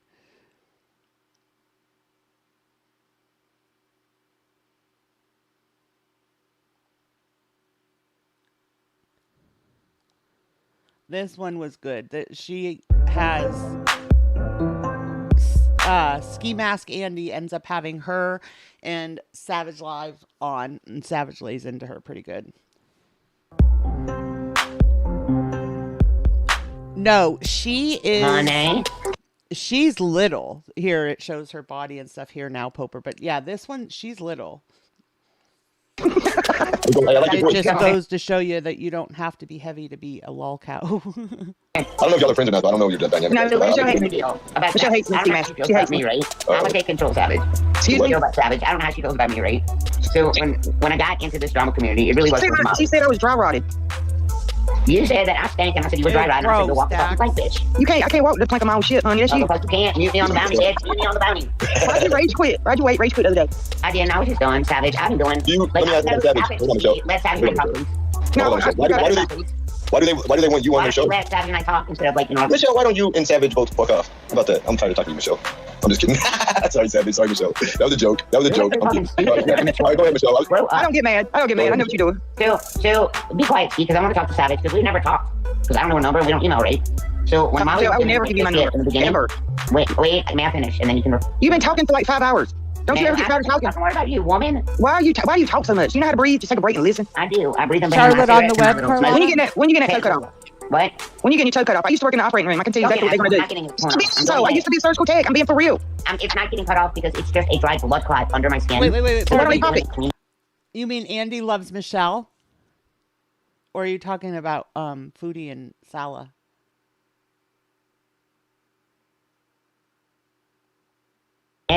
I go in tomorrow, and I thought you said it was necrotic. At this time in 12 hours. I thought it was necrotic. You told me the other night it was necrotic. That means dead tissue. That means dead. It has to go away. But they're going to cut the dead tissue away because it is not spread. Oh, they're going to cut tip of your toe off. Not the tip. No. They cut the tip off. It's out, Savage. It's my toe back. Hey, did you see what I had for you the other night? Did you see my live stream? Savage, you know what? Seriously, I'm not being an ass, but I haven't watched your live since like one. You need to check out my one from last night. It's pretty funny because you know when you said you knew all about my pussy, I told everybody what I was going to pull out of your pussy if you tried that with me again. So it's very funny. Diamonds and pearls. No, you got me. Aspic or meat jelly is a savory gelatin made with a meat stock or broth set in a mold to encase other ingredients. These often include pieces of meat, seafood, vegetable, or eggs. Ugh, gross. More like rats and roaches, bats in a cave. So you image. Okay, how many Xanax you take today? You image. Okay, Amina, this is a clip from Ski Mask Andy's live where Michelle Goes Live, MGL, was on and Savage came on and they had it out. Handle you like you need to. Oh, you're gonna handle me. Give me your best shot. Give me your best shot. I'm ready. I'm ready, Michelle. And rats coming out of my pussy. Yeah, it is. Okay. And the bats are flying out. They're flying out the cave. Lola, give me 5. Look, your dog is like your breath stinks, Michelle. Hold on, Michelle. You're letting this woman roast you, Michelle. Defend yourself, please. Hold on, let's watch her play with her dog while she gets her. No, your dog don't even like you. She don't want to give you that power. That's why she won't get up sleeping in my lap. Why would you beat your dog and mistreat it? I don't like that. I heard you mistreat her. I'm to be born in the backwoods of Mississippi. Honey, I don't live in Mississippi. You got the wrong state. You got your geographic mixed up, should have. I'm in North Carolina. I'm not in no damn Mississippi. Can you spell Mississippi at this moment? Really? Damn. How many ways you traveled in your entire life? How many flights have you taken? Why does it matter? Because you're fucking trash. You're like, why am I trash? Mississippi, calling you trash. Look at you and look at me. Exactly. Look at you. I win. I can't see you. Bitch, I win. I look just like my avatar. Go look at my video. I look just like that. You win, Savage. You're pathetic. How am I pathetic? You're over here. Oh my God, girl. All you do is talk about Molly, and she don't have nothing to do with you. I don't need. Oh, you tried this the other night. You tried this. You're saying you're failing miserably, Michelle. You don't want that pussy, bitch. The smell from you keeps me away, honey. Did you see your Yelp review? Your escort? They said your breath and your teeth taste like cigarettes. The escort said that you taste like cigarettes. It definitely been They said your pussy stank. That's in black and white on your No, escort. it's black and white. You damn right. It's black and white. That's your pussy stank. It's all over YouTube. Did your pussy stank? Benny Keys, and he said, "Oh, yeah, okay. Well, I don't want Benny Keys when I got a man. When I have a man, I have a man for 25 years. You couldn't keep yours for 5, bitch. You couldn't keep a man for 5. What about that? We've seen them records. You couldn't keep a man for 5 years. I kept this for 25, bitch. I'm gonna give it to you on the ass because you know your pussy. No, that's I ain't no. I'm not an ass whore. I'm not an ass whore. Would they do the? I'm not an anal whore like you. That's why your shit's falling off right now. You have appendages that are. Come on, I go lightly. Oh, you are. Oh, I know. Skanky, like. It'll be alright. We're having a whole conversation, Michelle, and you're paying attention. This is funny. Oh, but look, you don't know what type of... Didn't I tell you that?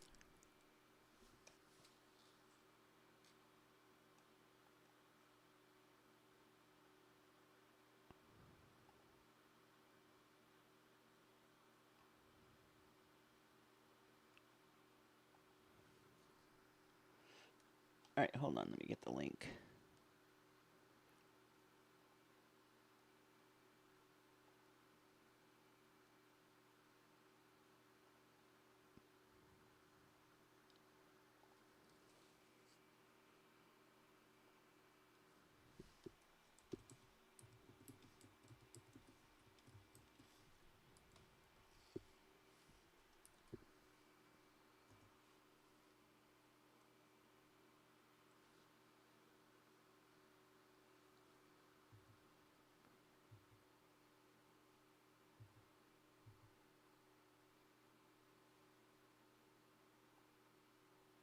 Be kind and always look the other way and never do that. Like, this is my moment. Everybody takes shots at me 24/7, video after video after video after video after video after video after lie after lie after lie after lie after lie.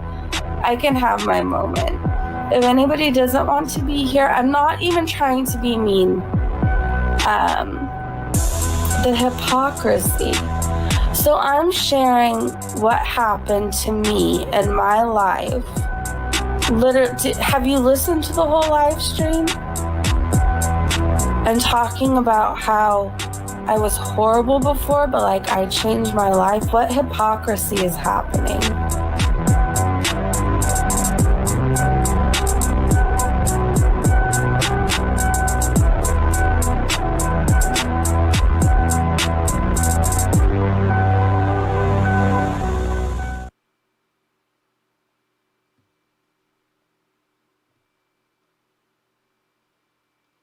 I apologize for the redundancy of disclaimers, but it cannot be emphasized enough that the following is a public record and/or been voluntarily disclosed by Just Breezin Today herself on public platforms. I am desperately trying to avoid appearing in a thumbnail that looks like this.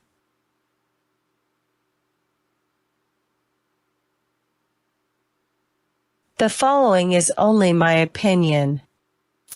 It is not a defense or endorsement for any of the creators we'll be discussing. I will be using Just Breezin today, Just Breezin, and Breezy interchangeably, but they are all to describe one person. This video is not intended to malign, harass, or demean.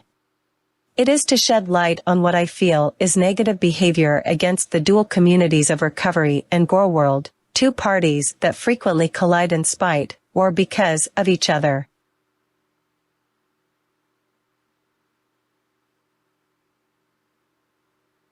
When my Chihuahua was a baby, she used to try and pick fights with my bigger dogs. She would snap, bark, and nip in a desperate attempt to get their attention. When my other dogs would snap back in her general direction, she would immediately recoil in horror and feign indignation, running to the safety of my arms to warn me of unruly behavior. No matter how many times I tried to stop her, she insisted on going back. Eventually, though, she learned her lesson. I am not sure the same can be said of our subject. A creator who likes to provoke other creators through incessant content, and in some cases direct interaction, and then retreat to the safety of her platforms when they fight back, bolstering her audience into action to fight on her behalf. And I used to be a member of that audience, going to battle for her. If you're here, you're probably familiar with Just Breezin' today. But if not, I will give you a brief summary. Just Breezin' today is a reactor who styles herself as a positive, breezy person, hence the handle. She started gaining attention in early 2022 with videos that approached foodie from a recovery standpoint, as Just Breezin', by her own admission, is in long-term recovery from alcoholism. In the beginning, her approach set her apart from the brash commentary/reaction community, as she could remain critical without being mean. This approach landed her a loyal fanbase. However, by late spring/early summer, cracks would begin to surface, when her commentary took on a decidedly more critical tone. I was drawn to her channel due to her sunny nature and perceived kindness. It felt like a safe community where people of similar outlooks and experiences could gather together and feel welcomed. She wasn't there to condemn, but to give nurturing feedback. This is, I just put it in the chat. Let me do it again.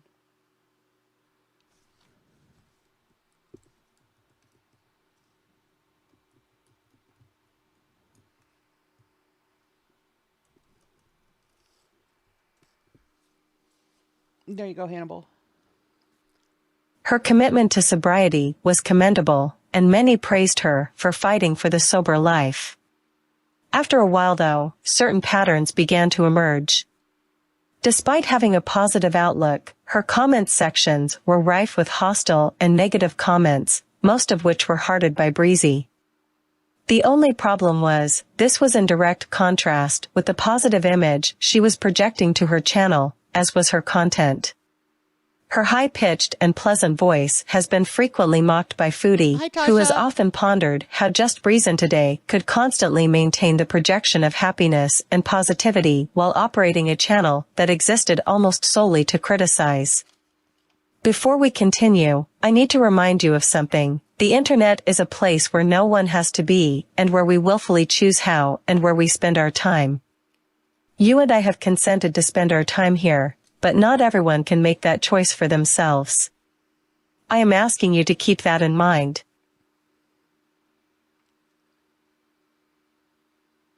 In late December 2022, Foodie Beauty would make a depraved community post hurling horrifying statements at Just Breezin' today.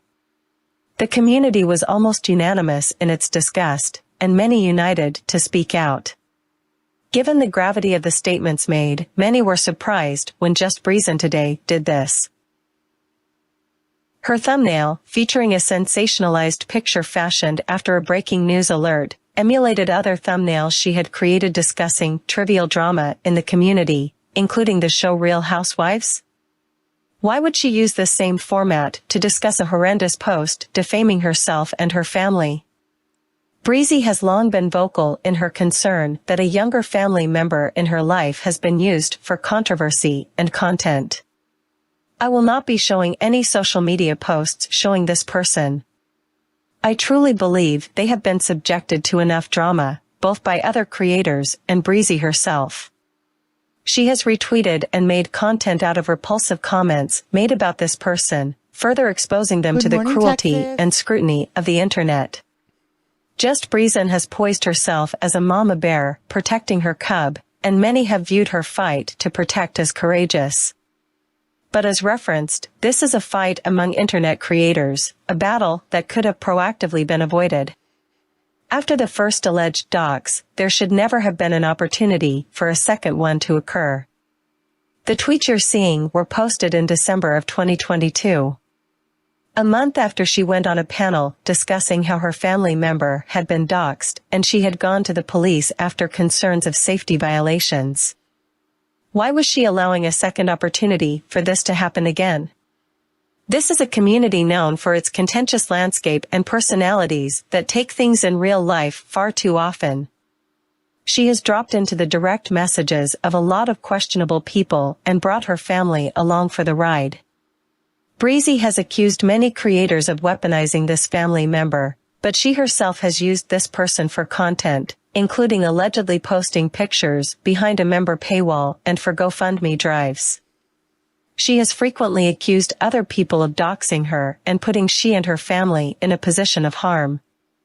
And while some, like Foodie Beauty, have made despicable comments regarding her family situation, the act of making your own family member content for internet troll drama is just as unsettling.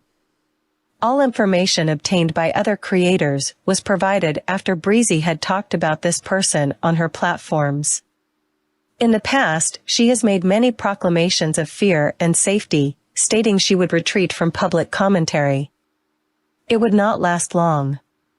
Just 3 weeks ago, she made a video talking about the intricacies of her family and her child's father. Why would someone who has claimed to go to the police over concerns of privacy violations do this? Time and time again, she has utilized her channel to make accusations of threats and doxing against other creators, professing to be scared, before going on to make content out of the events and the people surrounding it. It is difficult to understand why a nurturing caretaker would willingly and willfully expose a loved one to further risk and exposure, especially over internet drama. The nature of love is to protect. This leads me to think one of two things. One does not actually feel threatened and are using it for content. Or it is a risk they're willing to take. I will leave you to decide.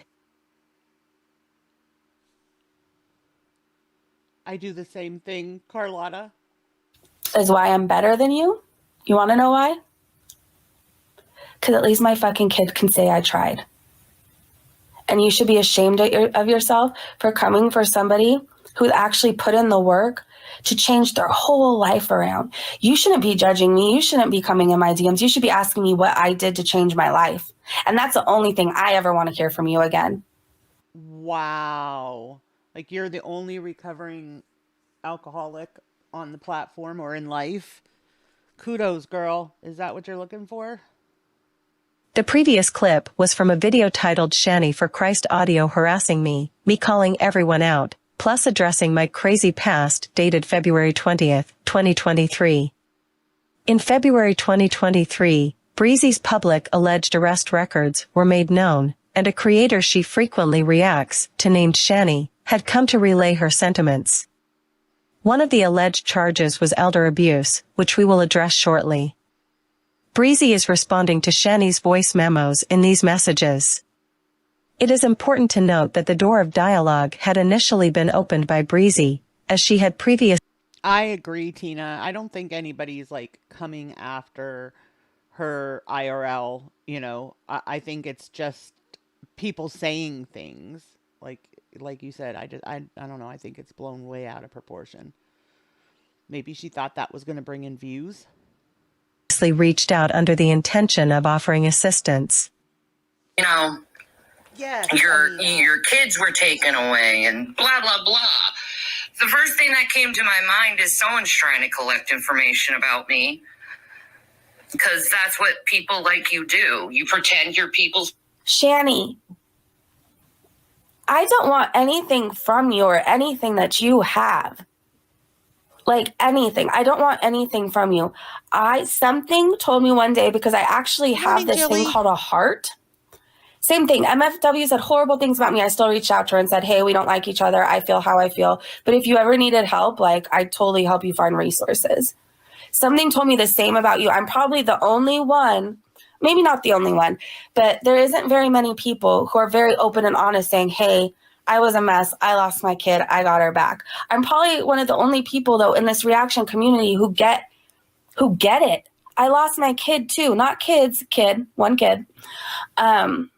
And I get it, and it sucks. And despite you being a completely shitty person, I also acknowledge, like, you probably felt the same way I felt when I went to rehab. Well, don't get going to rehab, but when I went to rehab, like, I couldn't enjoy myself. Like, there was no pink cloud for a long time because I felt like such a shitty person for having this beautiful child. And here I am in rehab. Oh, rehab. Sorry, Jilly.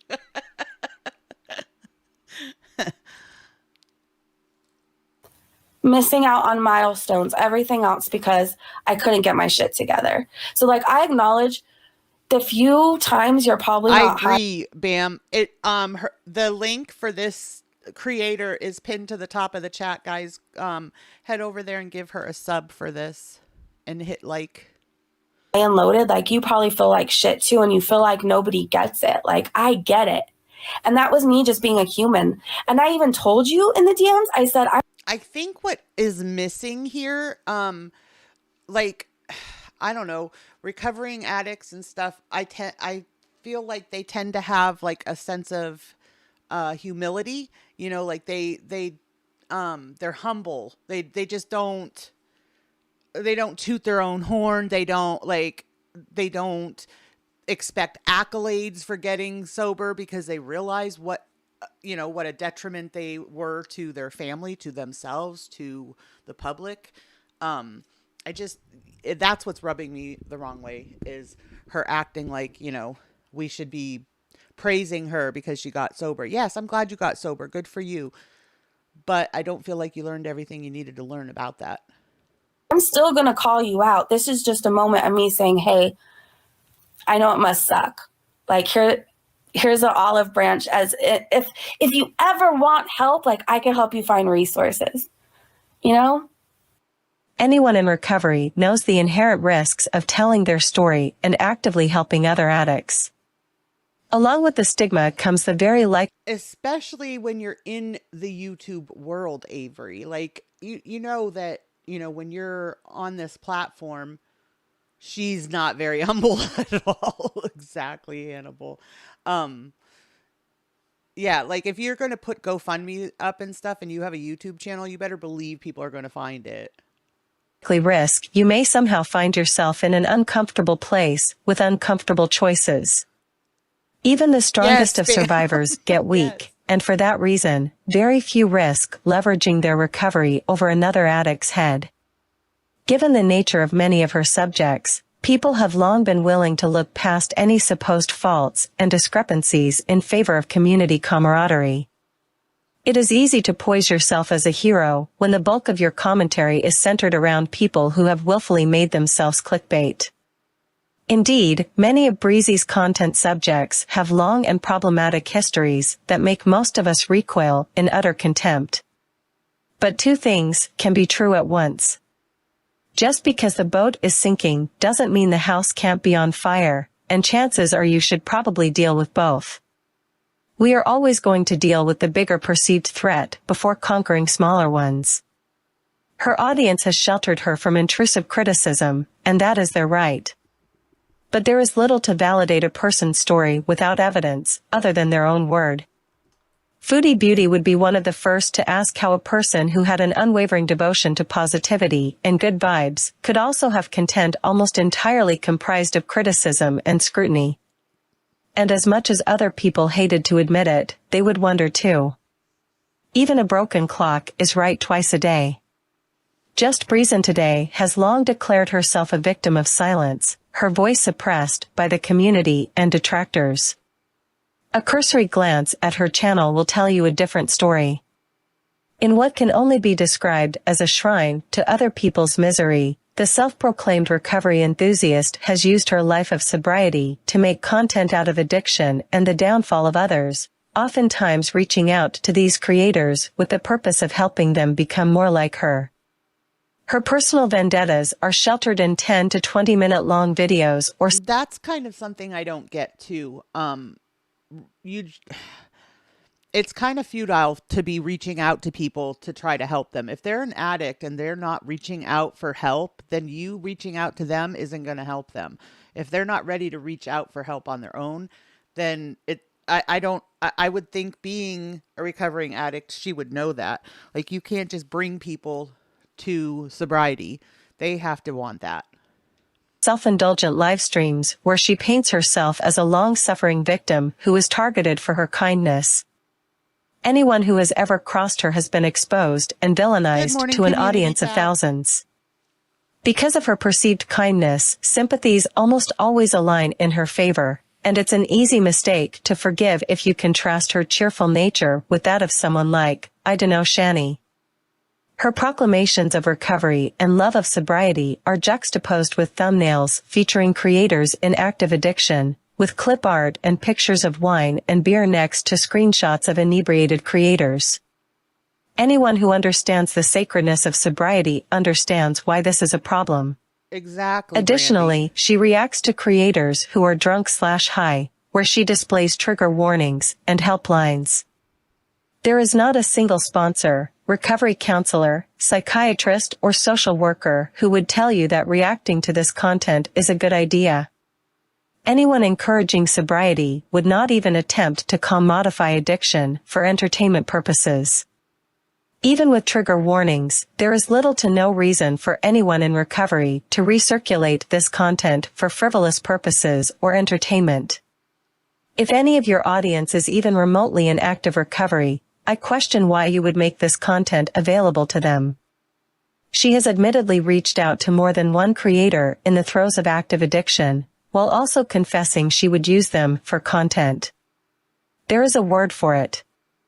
I won't say it though. Bam. Her community section is likewise peppered with self-indulgent posts and proclamations of victimhood, a woman who picked her life up off the ground and is now suffering the wrath of those who find fault. People who want to hold her past against her. Does any of this sound familiar?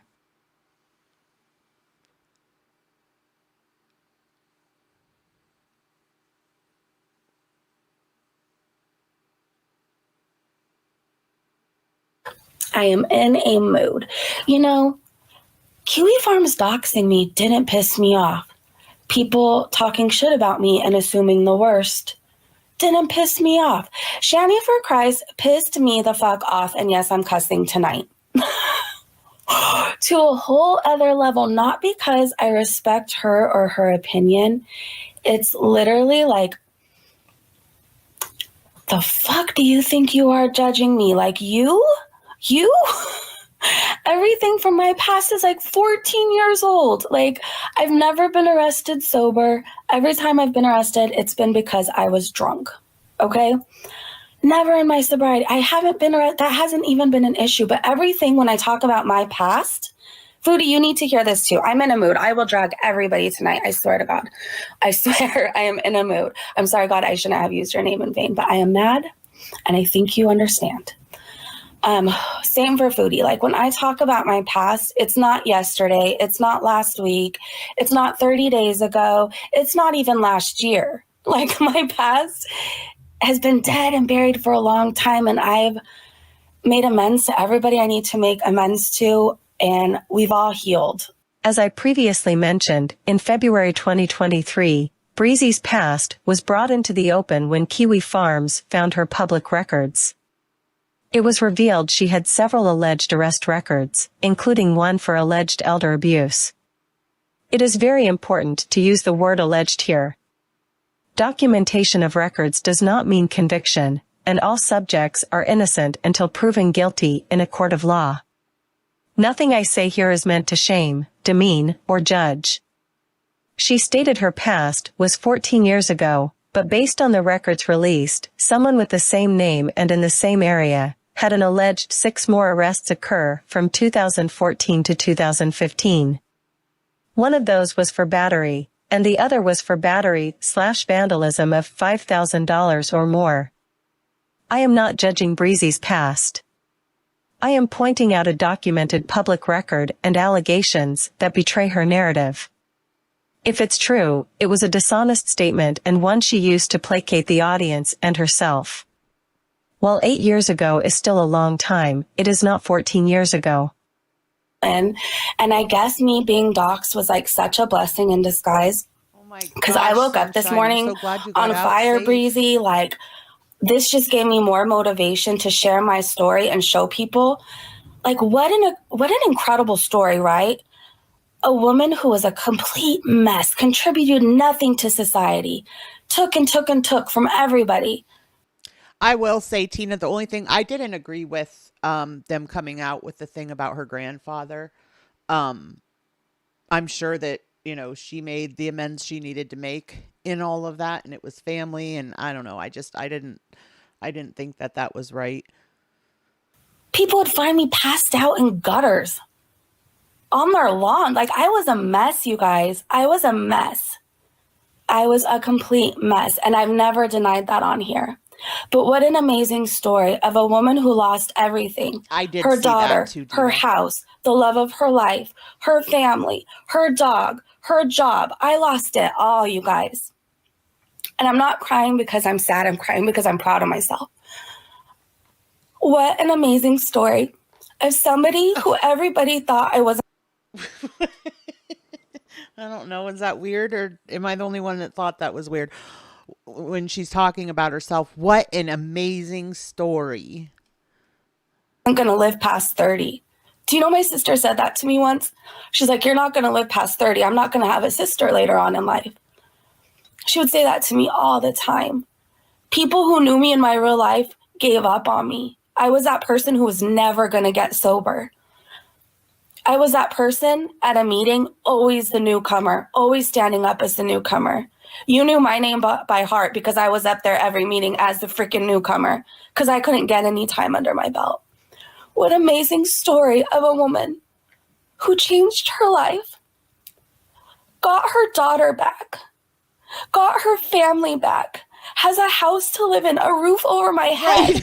I have dogs. I'm loved. I'm respected. I'm not the only one that thought People that in my weird. community love and respect me. I don't take anymore. I give. Right, Dax? Anything from my past is just that. It's my actual past. And I think it says something that people need to realize. I've never been arrested sober. Ever. Ever. Not once. So please take that into mind. And Mom, I know you're watching right now, and I'm so sorry. I didn't mean to cuss this much. I'm not going to share in detail what you told me not to share about. Anybody, I mean, honestly, I feel like anybody going on Yo Mama's is putting a target on their back. I feel like Yo Mama will pull out all the stops to, hit those views. Good morning, Aaron. But I'm going to say this part, and I think you're okay with it. I didn't kill an elderly person. I didn't beat up on an elderly person. I'm glad you're here, sunshine. I've shared about my grandpa on here before, and me and him were very close. And before he got sick, he became really angry. Really angry. Right, Ava. He didn't care who was there. He hit you. He didn't care. And I just wanted him to stop. And I gave a push, and that's it, you guys. I wish it never happened. I wish I wasn't drinking. I'm sharing this because it's going to help somebody. It hurts talking about it. My mom told me today when I told her I was going to share this, she's like, please just remember to let them know, like, Grandpa forgave you. Grandpa was sorry for his part. And, like, I forgive you. We forgive you. We know who you are. Like, So, no, I didn't go beating up anybody. That's not me. So call me every name in the book. Paint me as a monster. There's more that happened that I will never share because I love that man with my whole heart. And I know right now he's looking down from heaven at me, and I know he's so proud of me right now. I will say, in her defense, I would have come on defending myself with that too. Not so much for her, but for the relationship with her grandpa. I feel like that is something that I would have wanted to clarify too. The other stuff, the girl world stuff and all that, who cares? But this was like a dear family member, and I feel like it shouldn't have been outed. She was in her addiction then, and anybody that loves an addict or it has been an addict knows that you don't act like yourself when you're under the influence. So I don't know. I'm just so against going IRL. Yeah, ever take that from me. I have a question for her audience, and I believe it may anger some. I ask that you please listen objectively. If Breezy had been on YouTube 14 years ago, when the platform was still in its infancy, and was actively filming her addiction the same way as many of her subjects, would her justifications be viewed as excusable? Would you tune in for the drama, or to hate watch, or watch through another reactor? Consider the summary of her own admitted offenses, which are the loss of her job, family, child, reputation, and alleged arrests. None of these offenses are any less revolting than the people she is currently condemning. Her only leeway is that she chose to get sober and is telling you her version of the story. There is little to say her subjects won't get clean as well. If they choose to reform themselves, will you give them the same adoration and praise as Breezy? Or would they forever be confined to the status of losers because they chose to publicly document their addictions? Having viewed her through the lens of active addiction, would you have believed any story about change, or would the impression of an inebriated woman who lost everything for her vices forever be imprinted on your mind? The reasons I ask is that there is very little to distinguish her from her subjects, other than her own proclaimed sobriety. Exactly, Dax. If there was a visual spectacle of her downfall like her peers, would her redemption arc be believable? And if Shani, Rev, and MFW someday decide to get clean, would they be granted the same mercies? Memories fade, but the visual marker of film forever keeps those memories alive. The only difference between Breezy and her subjects is that they have a camera, and she did not. Breezy did not make a stream addressing the sole issue, her records. She brought another addict into the mix to compare and contrast in an effort to deflect from herself and bring to attention a person we all already know is a mess. In this stream, she would emphasize why she was the superior person. I was a bit stumped. She requested leniency and understanding for her drunken arrests, while simultaneously going after another addict in the throes of active addiction. In short, how are Shani and MFW any less forgivable than Breezy? Given what we have seen and what we have been told, Breezy was not in a much better place than the aforementioned people. At the time she was going through her trials, would it have helped if someone in her current position leveraged their victory over her head? This is an honest question.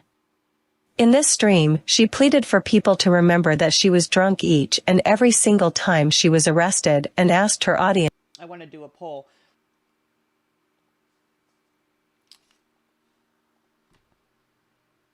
For clemency. How is the inebriated behavior of Shani and MFW any less excusable than her own drunk and inebriated behavior that inspired her series of alleged arrests? At this point in the video, I think we need to ask a question. Why is Breezy seeking out gratuitous encounters with other addicts on the internet? While I applaud Breezy for her recovery and the transformation of her life, is her content truly transformative? And I don't mean from a copyright standpoint, but from a reflective one. Why has she purposely navigated her online career to seek out these interactions, and is this behavior healthy? She has, both literally and figuratively, channeled her energy into focusing on addiction content for both professional and recreational use. She has purposely sought out content and creators with the exclusive distinction of having active substance abuse issues, and made it her personal mission to interact with them. She is not perturbed that her life may have been disrupted. She is unnerved that a stranger on the internet, one she proclaims to despise, reminded her that in many ways, they are not so different. Breezy lost the moral high ground, and her indignation and outrage is not at Shani, it is at her own reflection. It can Good morning, Mom. not be overstated that she reached out to this person first, interjecting herself into this person's life, all while making reaction content about them. She had no issues violating their boundaries and privacy, but feels she is above reproach. She, for some odd reason, is acting like these memos were somehow a preemptive move on Shani's part, when in fact, it was a counterstrike. Breezy, for lack of better words, started this. This was not an inevitable collision, this was a completely avoidable encounter that was unnecessary, and one might say, dysfunctional. Why is her most pressing concern centered around a complete stranger on the internet? And why is she seeking unnecessary encounters that could be completely avoided by just logging off? Her absolute indignation at being categorized as the same people she responds to and believing they have no right to question her, after she, by her own admission, lived the same type of life, and took a very long time to get clean, is at a level of entitlement I have never witnessed before, and one I find quite bizarre. This is a telling behavior, as many people Morning, who girl. hide behind the facade of kindness can become easily unsettled if a fragile projection is in danger of shattering before their eyes. It goes beyond arrogance. It is absolute fear. Listening to her sway easily from docile to angry tones, I get the impression she is both acting and believing her performance. While I don't truly know her motives, I had a very difficult time believing the piece we just heard was not performative.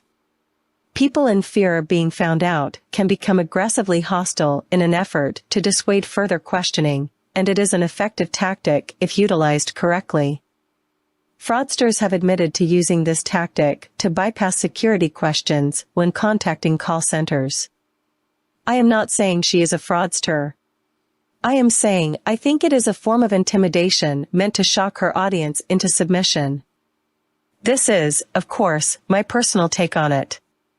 You may feel differently. Given her enthusiasm, which I do mean quite sincerely, she would excel as a recovery counselor, a job that may not pay well, but could be richly rewarding both emotionally and mentally.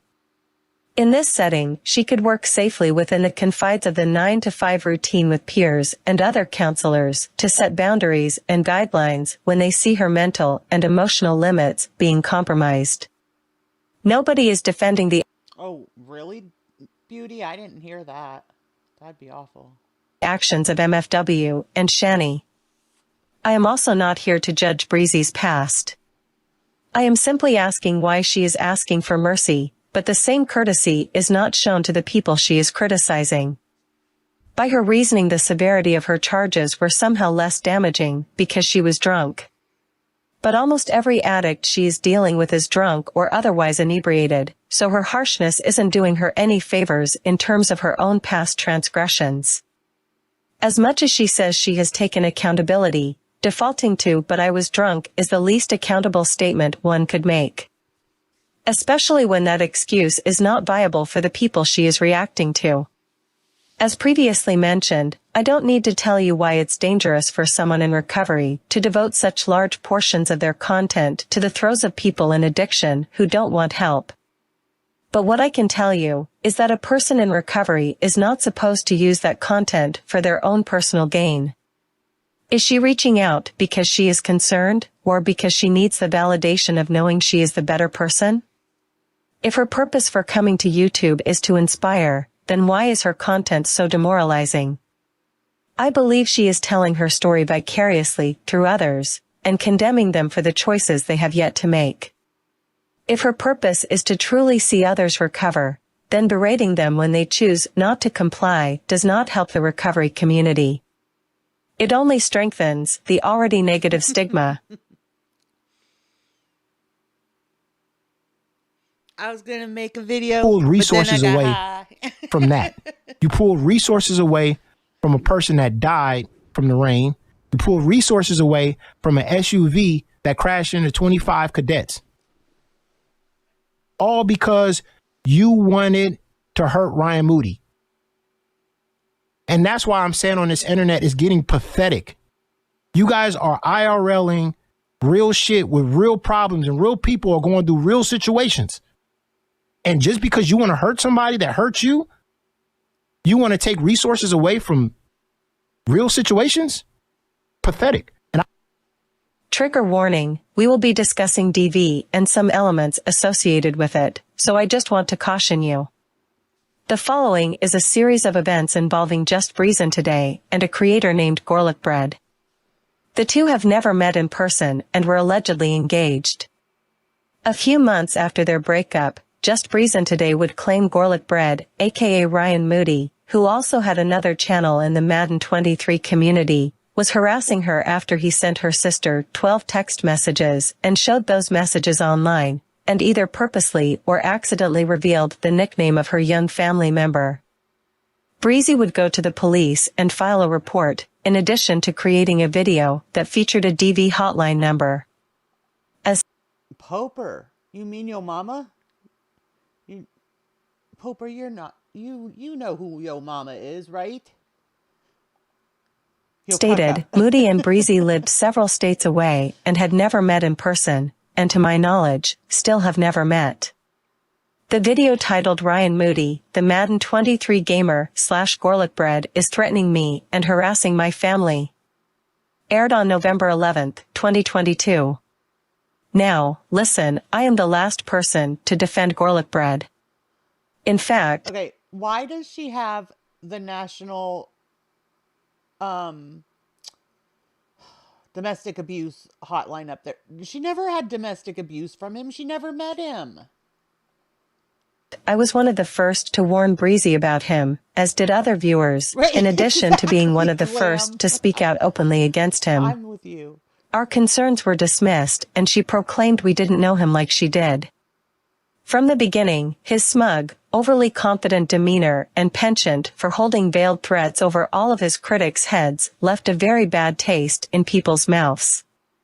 While some adored him, many believed he was an unqualified opportunist whose ego far exceeded his talents. In this video, which featured the said helpline for DV, Breezy would explain for 21 minutes why she was going to the police. Definitely cats, and I think that, you know, that's a lot of times that's how they get addicted, because they turn to other substances to help them to feel normal. They self-medicate. And retaining a lawyer for a man she met online and had allegedly been engaged to. The thumbnail was complete with his full name and a beware warning to caution viewers. What she was cautioning them of is not exactly clear. The video itself was Breezy reading her own community post and explaining why she felt she had been manipulated and used. Despite the DV hotline, there was not an indication of physical trauma or extensive emotional and mental damage, other than him apparently being arrogant, cold, and manipulating. While these can be toxic traits, I am not sure that they warranted a hotline. The insinuation based on the thumbnail and the description seemed to indicate she had been a victim of DV. She claimed he was incessantly contacting her sister, and went on about how he gaslit and emotionally manipulated her. She claimed she was getting a restraining order against a man who lived several states away and had never been face-to-face in her presence. A good portion of the video was Breezy waxing emotional over the situation and claiming she had receipts. The worst of the video is that he was apparently threatening to unalive himself and was leveraging information as a veiled threat, along with contacting her sister. Eager to tell her story, she also declared she would be going on the platform of Yo Mama, a Madden creator who inserted himself into Gorl World after he found out his longtime enemy, Gorlick Bread, aka Ryan Moody, Madden expert extraordinaire, was allegedly grifting for women in Gorl community. As Yo Mama, who, for full transparency, is not loved by the community and is largely considered problematic on his own, is a huge critic of Gorlick Bread, I believe Breezy thought things would go overwhelmingly in her favor. This move on Breezy's part would backfire in a spectacular fashion. So I went and sat in a police station for hours and hours and hours. And then I had a woman cop. I think I showed you guys the card last time. I'll have to get it again.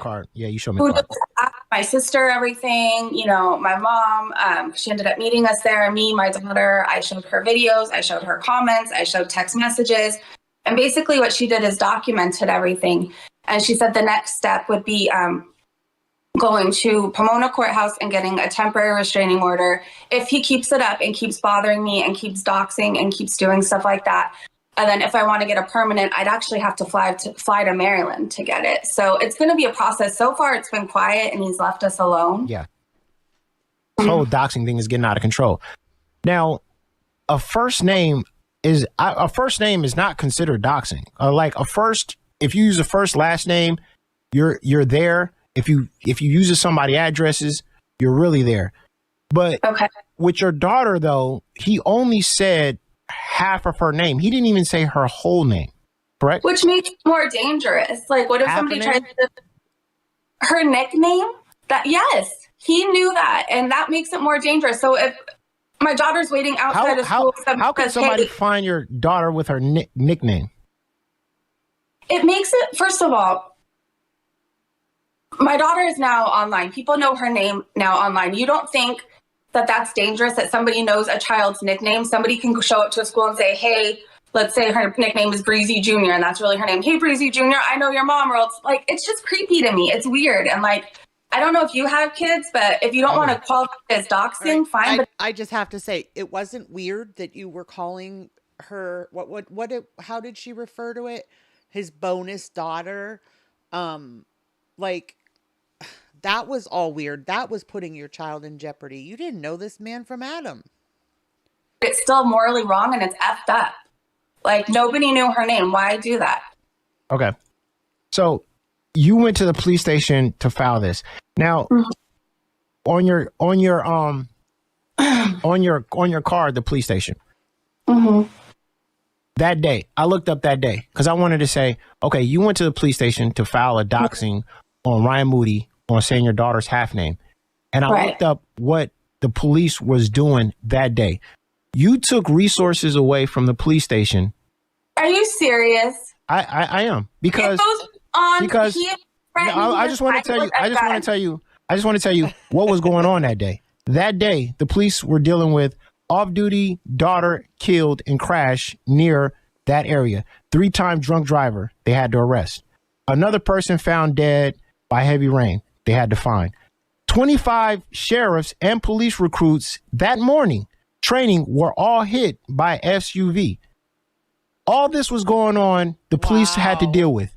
And then on top of that, you go in and you take police resources away because a guy said your daughter's nickname. I gotta hand that one to Yo Mama.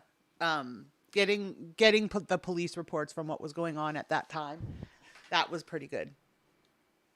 I have text messages on my phone with him talking about hurting himself with guns. He is not a normal person. He threatened Zachary Michael. Like, you don't know the stuff that he's done in his life that I know. So pardon me that he's harassing my sister with a special needs son. Yeah. 12 messages. That's harassment. But you also did the same thing to him. I clearly just went and had them document every text he sent me saying he's going to hurt himself. Every text threatening me. Everything else. My sister showed the text messages and the calls. Like, it was important to get that on file because if he doesn't stop bothering us, like, he's a crazy guy who threatens people with guns. But what I'm saying is this internet stuff is out of control because you don't take police resources away. I'm very sorry. Listen, I waited all day. You don't. Like I know you waited all day, but look at what the police has to deal with that day. That the police have to deal with. You're taking time away from my life. Right, Glam. Wait, what was that? What did she say? Because if he doesn't stop bothering us, like, he's a crazy guy who threatens people with guns. But what I'm saying is this internet stuff is out of control because you don't take police resources away. I'm very sorry. Listen, I waited all day. You don't. Like, I know you waited all day, but look at what the police has to deal with that day. That the police have to deal with. You're taking time away from my life.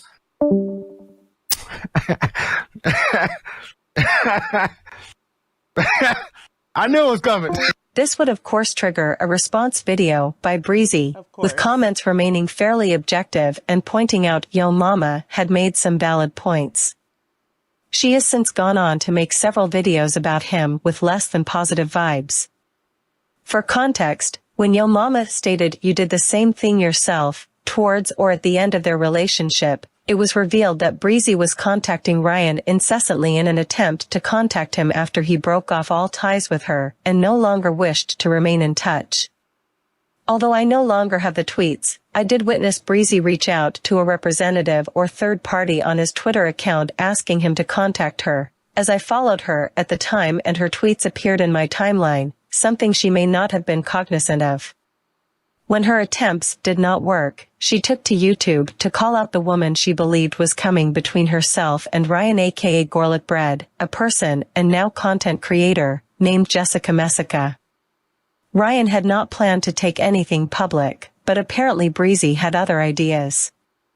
This all originally came to light in late summer 2022. Breezy would take to Twitter to ask people not to react. This was an odd request coming from a reaction channel and a person whose sole content revolved entirely around other people's. I don't find him cracked up to be anything. Community tab, I've never cared for him since the beginning. He's too loud for me. And he does stir stuff. But what we're not going to do is we're not going to leave the person that also is involved in this whole situation with Ryan Moody, you know, just breezing. We're not going to let her slide off. Here's a person who makes a living talking shit about another person and everything that she does every day in her life, while she's living in a fucked up life where she got all this bad shit going on in her life, but she got the audacity to criticize other people. That's not what we gonna do here. I don't know about this Gorlick community or whatever the fuck community it is, but what I do know is if you're gonna react to somebody, your life better be clean. Whereas people had been largely neutral or positive towards her before, this incident, followed by her request for exemption, forever changed the trajectory of her channel and the public's perception. Up until then, I still was fairly to largely sympathetic.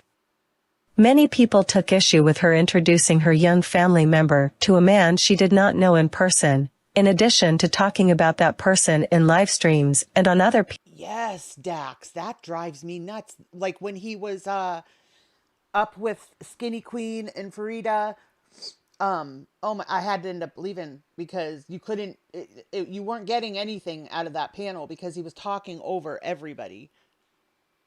People's panels, once again introducing them to the drama of an already problematic community. Now listen, I am not discounting Breezy's pain. I fully believe this was a troubling experience for her.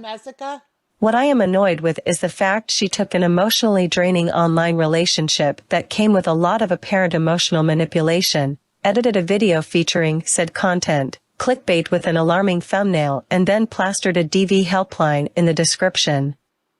For anyone who has ever been in a relationship with DV, I could imagine this would be somewhat baffling, if not offensive.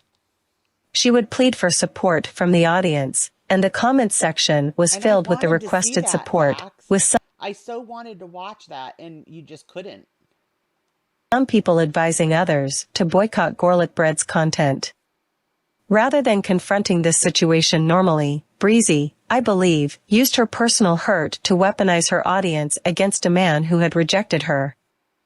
And while some may feel he deserves it, insinuating this was a DV situation by inserting the helpline is what I believe is a huge misappropriation of truth. If not a misuse of the platform itself. This was not a warning. This, I believe, was revenge. If your life's blood is, or ever has been, substances of vice, the predatory nature of addiction will lead you to hone skill sets that enable that survival. That skill set can carry over long past the days of detox. Whether it's directly begging or subtly dropping a cash app, it's delivering a message that their wants are a priority over your needs. You may think it's cold, you may think it's harsh. But it is, and always has been, the biggest red flag to signal boost a very real problem. Just Breezin today has had plenty to say about other people asking for money. And maybe rightfully so. But given her logic for thinking this, let's examine her own history of asking for money. As referenced, Breezy has previously posted GoFundMes to send a loved one to a theme park. Additionally, her Cash App has been featured in her descriptions, and is present in her YouTube banner. As she has been so bold as to proclaim others as fraudulent, even while posting her own Cash App in said videos calling out scams, she has yet to justify why she requested a frivolous GoFundMe and why her Cash App is displayed on her apparently monetized channel. As she constantly poises herself as a struggling single mother alone against the world, a subliminal story is being told.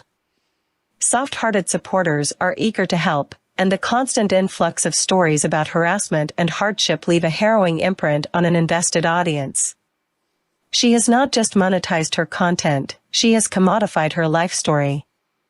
Having been part of that community, I can safely tell you that So 75% of you think that that drunk words are sober thoughts.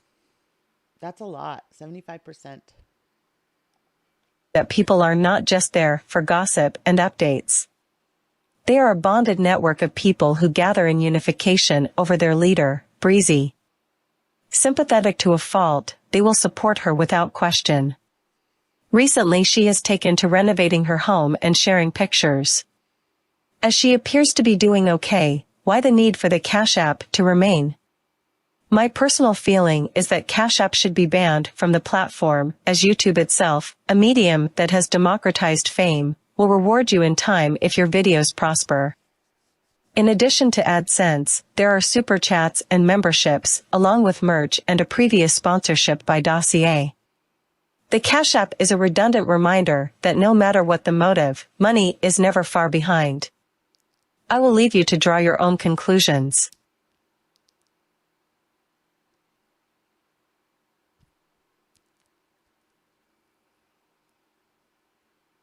Gore World is drawn to the villain through the lens of the hero. The focus will never be honed in on positivity and goodness, it will dwell in the turmoil, the never-ending drama of the people we've invested in for reasons even we are unsure of.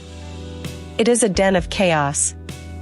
And maybe the only good is the sense of community people draw from each other. At the end of the day, Breezy is just a creator and I am just a viewer. But the adverse effects of what, I believe, is the commodification of recovery and addiction, are far more reaching than just YouTube drama, and carry over into the subconscious of each person struggling to overcome their issues with substances. Her channel started under the premise of a person in recovery, and in kind, people were drawn in for that reason. Today, she is actively using people with addictions as content, with sensationalized thumbnails, while sliding into their DMs to... Yeah, that's kind of how I feel too. I don't know that you can always say that. I think sometimes it's true. It's like stuff that they've been holding in or whatever, but I don't think that it's a blanket statement where you can, say that every time. Offer support. Additionally, she has the eyes and ears of nearly 10,000 people who believe she is on a quest to lead positivity onto the platform, when she is reaching out to people in active addiction and monetizing her response to their struggles. She has weaponized her platform to persuade, convince, and sway her audience to her reasoning, unburdening herself to viewers that serve as therapists. She has made accusations against others and, by her own definitions of safety, risked the people she claims she's protecting the most, while shifting the weight of risk on the side of her enemies. As she is still posting about her private life, it appears she has not learned, or perhaps, is waiting for another catalyst. Did anybody think that was weird when she had baby daddy up on her video? I thought that was kind of weird. With all the controversy surrounding her, I thought it was weird for her to introduce a character. To make claims for dramatic purposes. She states she bears the weight and responsibility of shouldering the burdens faced by other addicts, but shuns that duty when it compromises her content, clout, and views. She is not a sponsor, she is not even their friend. She is someone actively seeking out other addicts for content. It belies the sentiments of every addict who has made amends for the conflict and strife that has been caused by their vices. It is, what I believe, the weaponization of sobriety. The purpose of this video is not to condemn or cause friction. I know people in the community who are ardent fans of hers, and I am fond of all of those people. I think she has positive attributes and qualities, and I admire her for her sobriety. But I do question what she's done with that sobriety. Using the sober life as ammunition or leverage against another addict is distasteful, and profiting from that leverage is even more disheartening. My only aim is to have open discourse, and I welcome thoughts and opinions.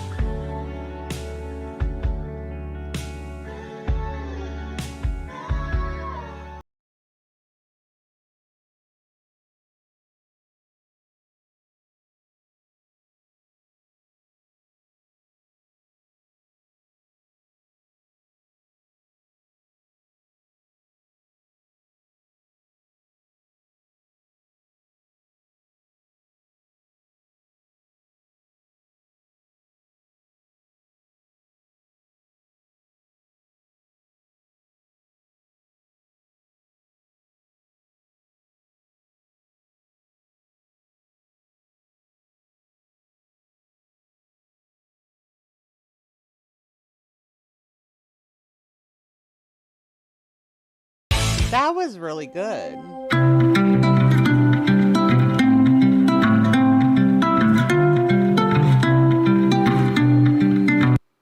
I got to give her a like on that one.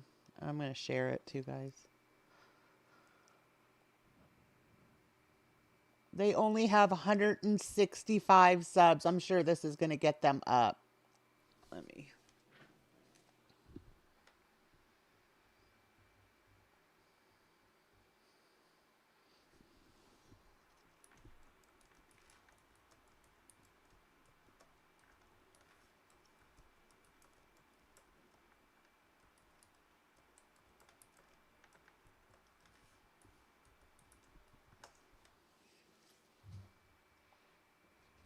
Okay, there we go. It was very well done, I thought. The Chihuahua is the real hero of the video. It was for a trip to Disney for her child, Grim.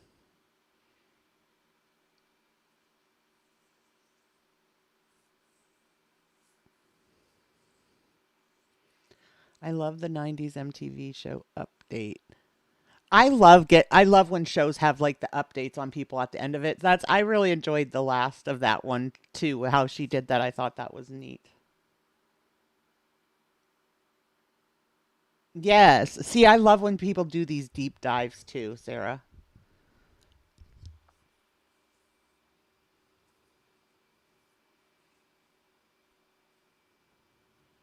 It was community cap. Okay. I think that's going to be it for me for now, guys. I'm going to head off, get some stuff done. It was for her daughter's birthday. The second GoFundMe that made people really ticked off, though. What was the second one for, Bella?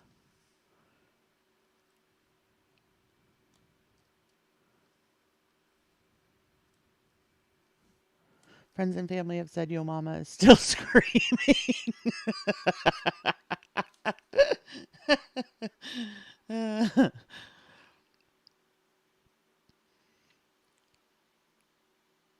Well thought out, yes. I like when they start, like when they actually are in order, when people do things like that, like the documentaries and stuff. I like when they start kind of in their past on the application and move forward, so you kind of get the whole past history. You too, Grateful Life. It was written like a 60 minutes expose. I think the same thing, either another birthday thing or another occasion for her daughter. Okay. All right, guys, I'm going to take off. Thank you all so much for being here this morning and hanging out with me and watching with me. And I will see you guys next time.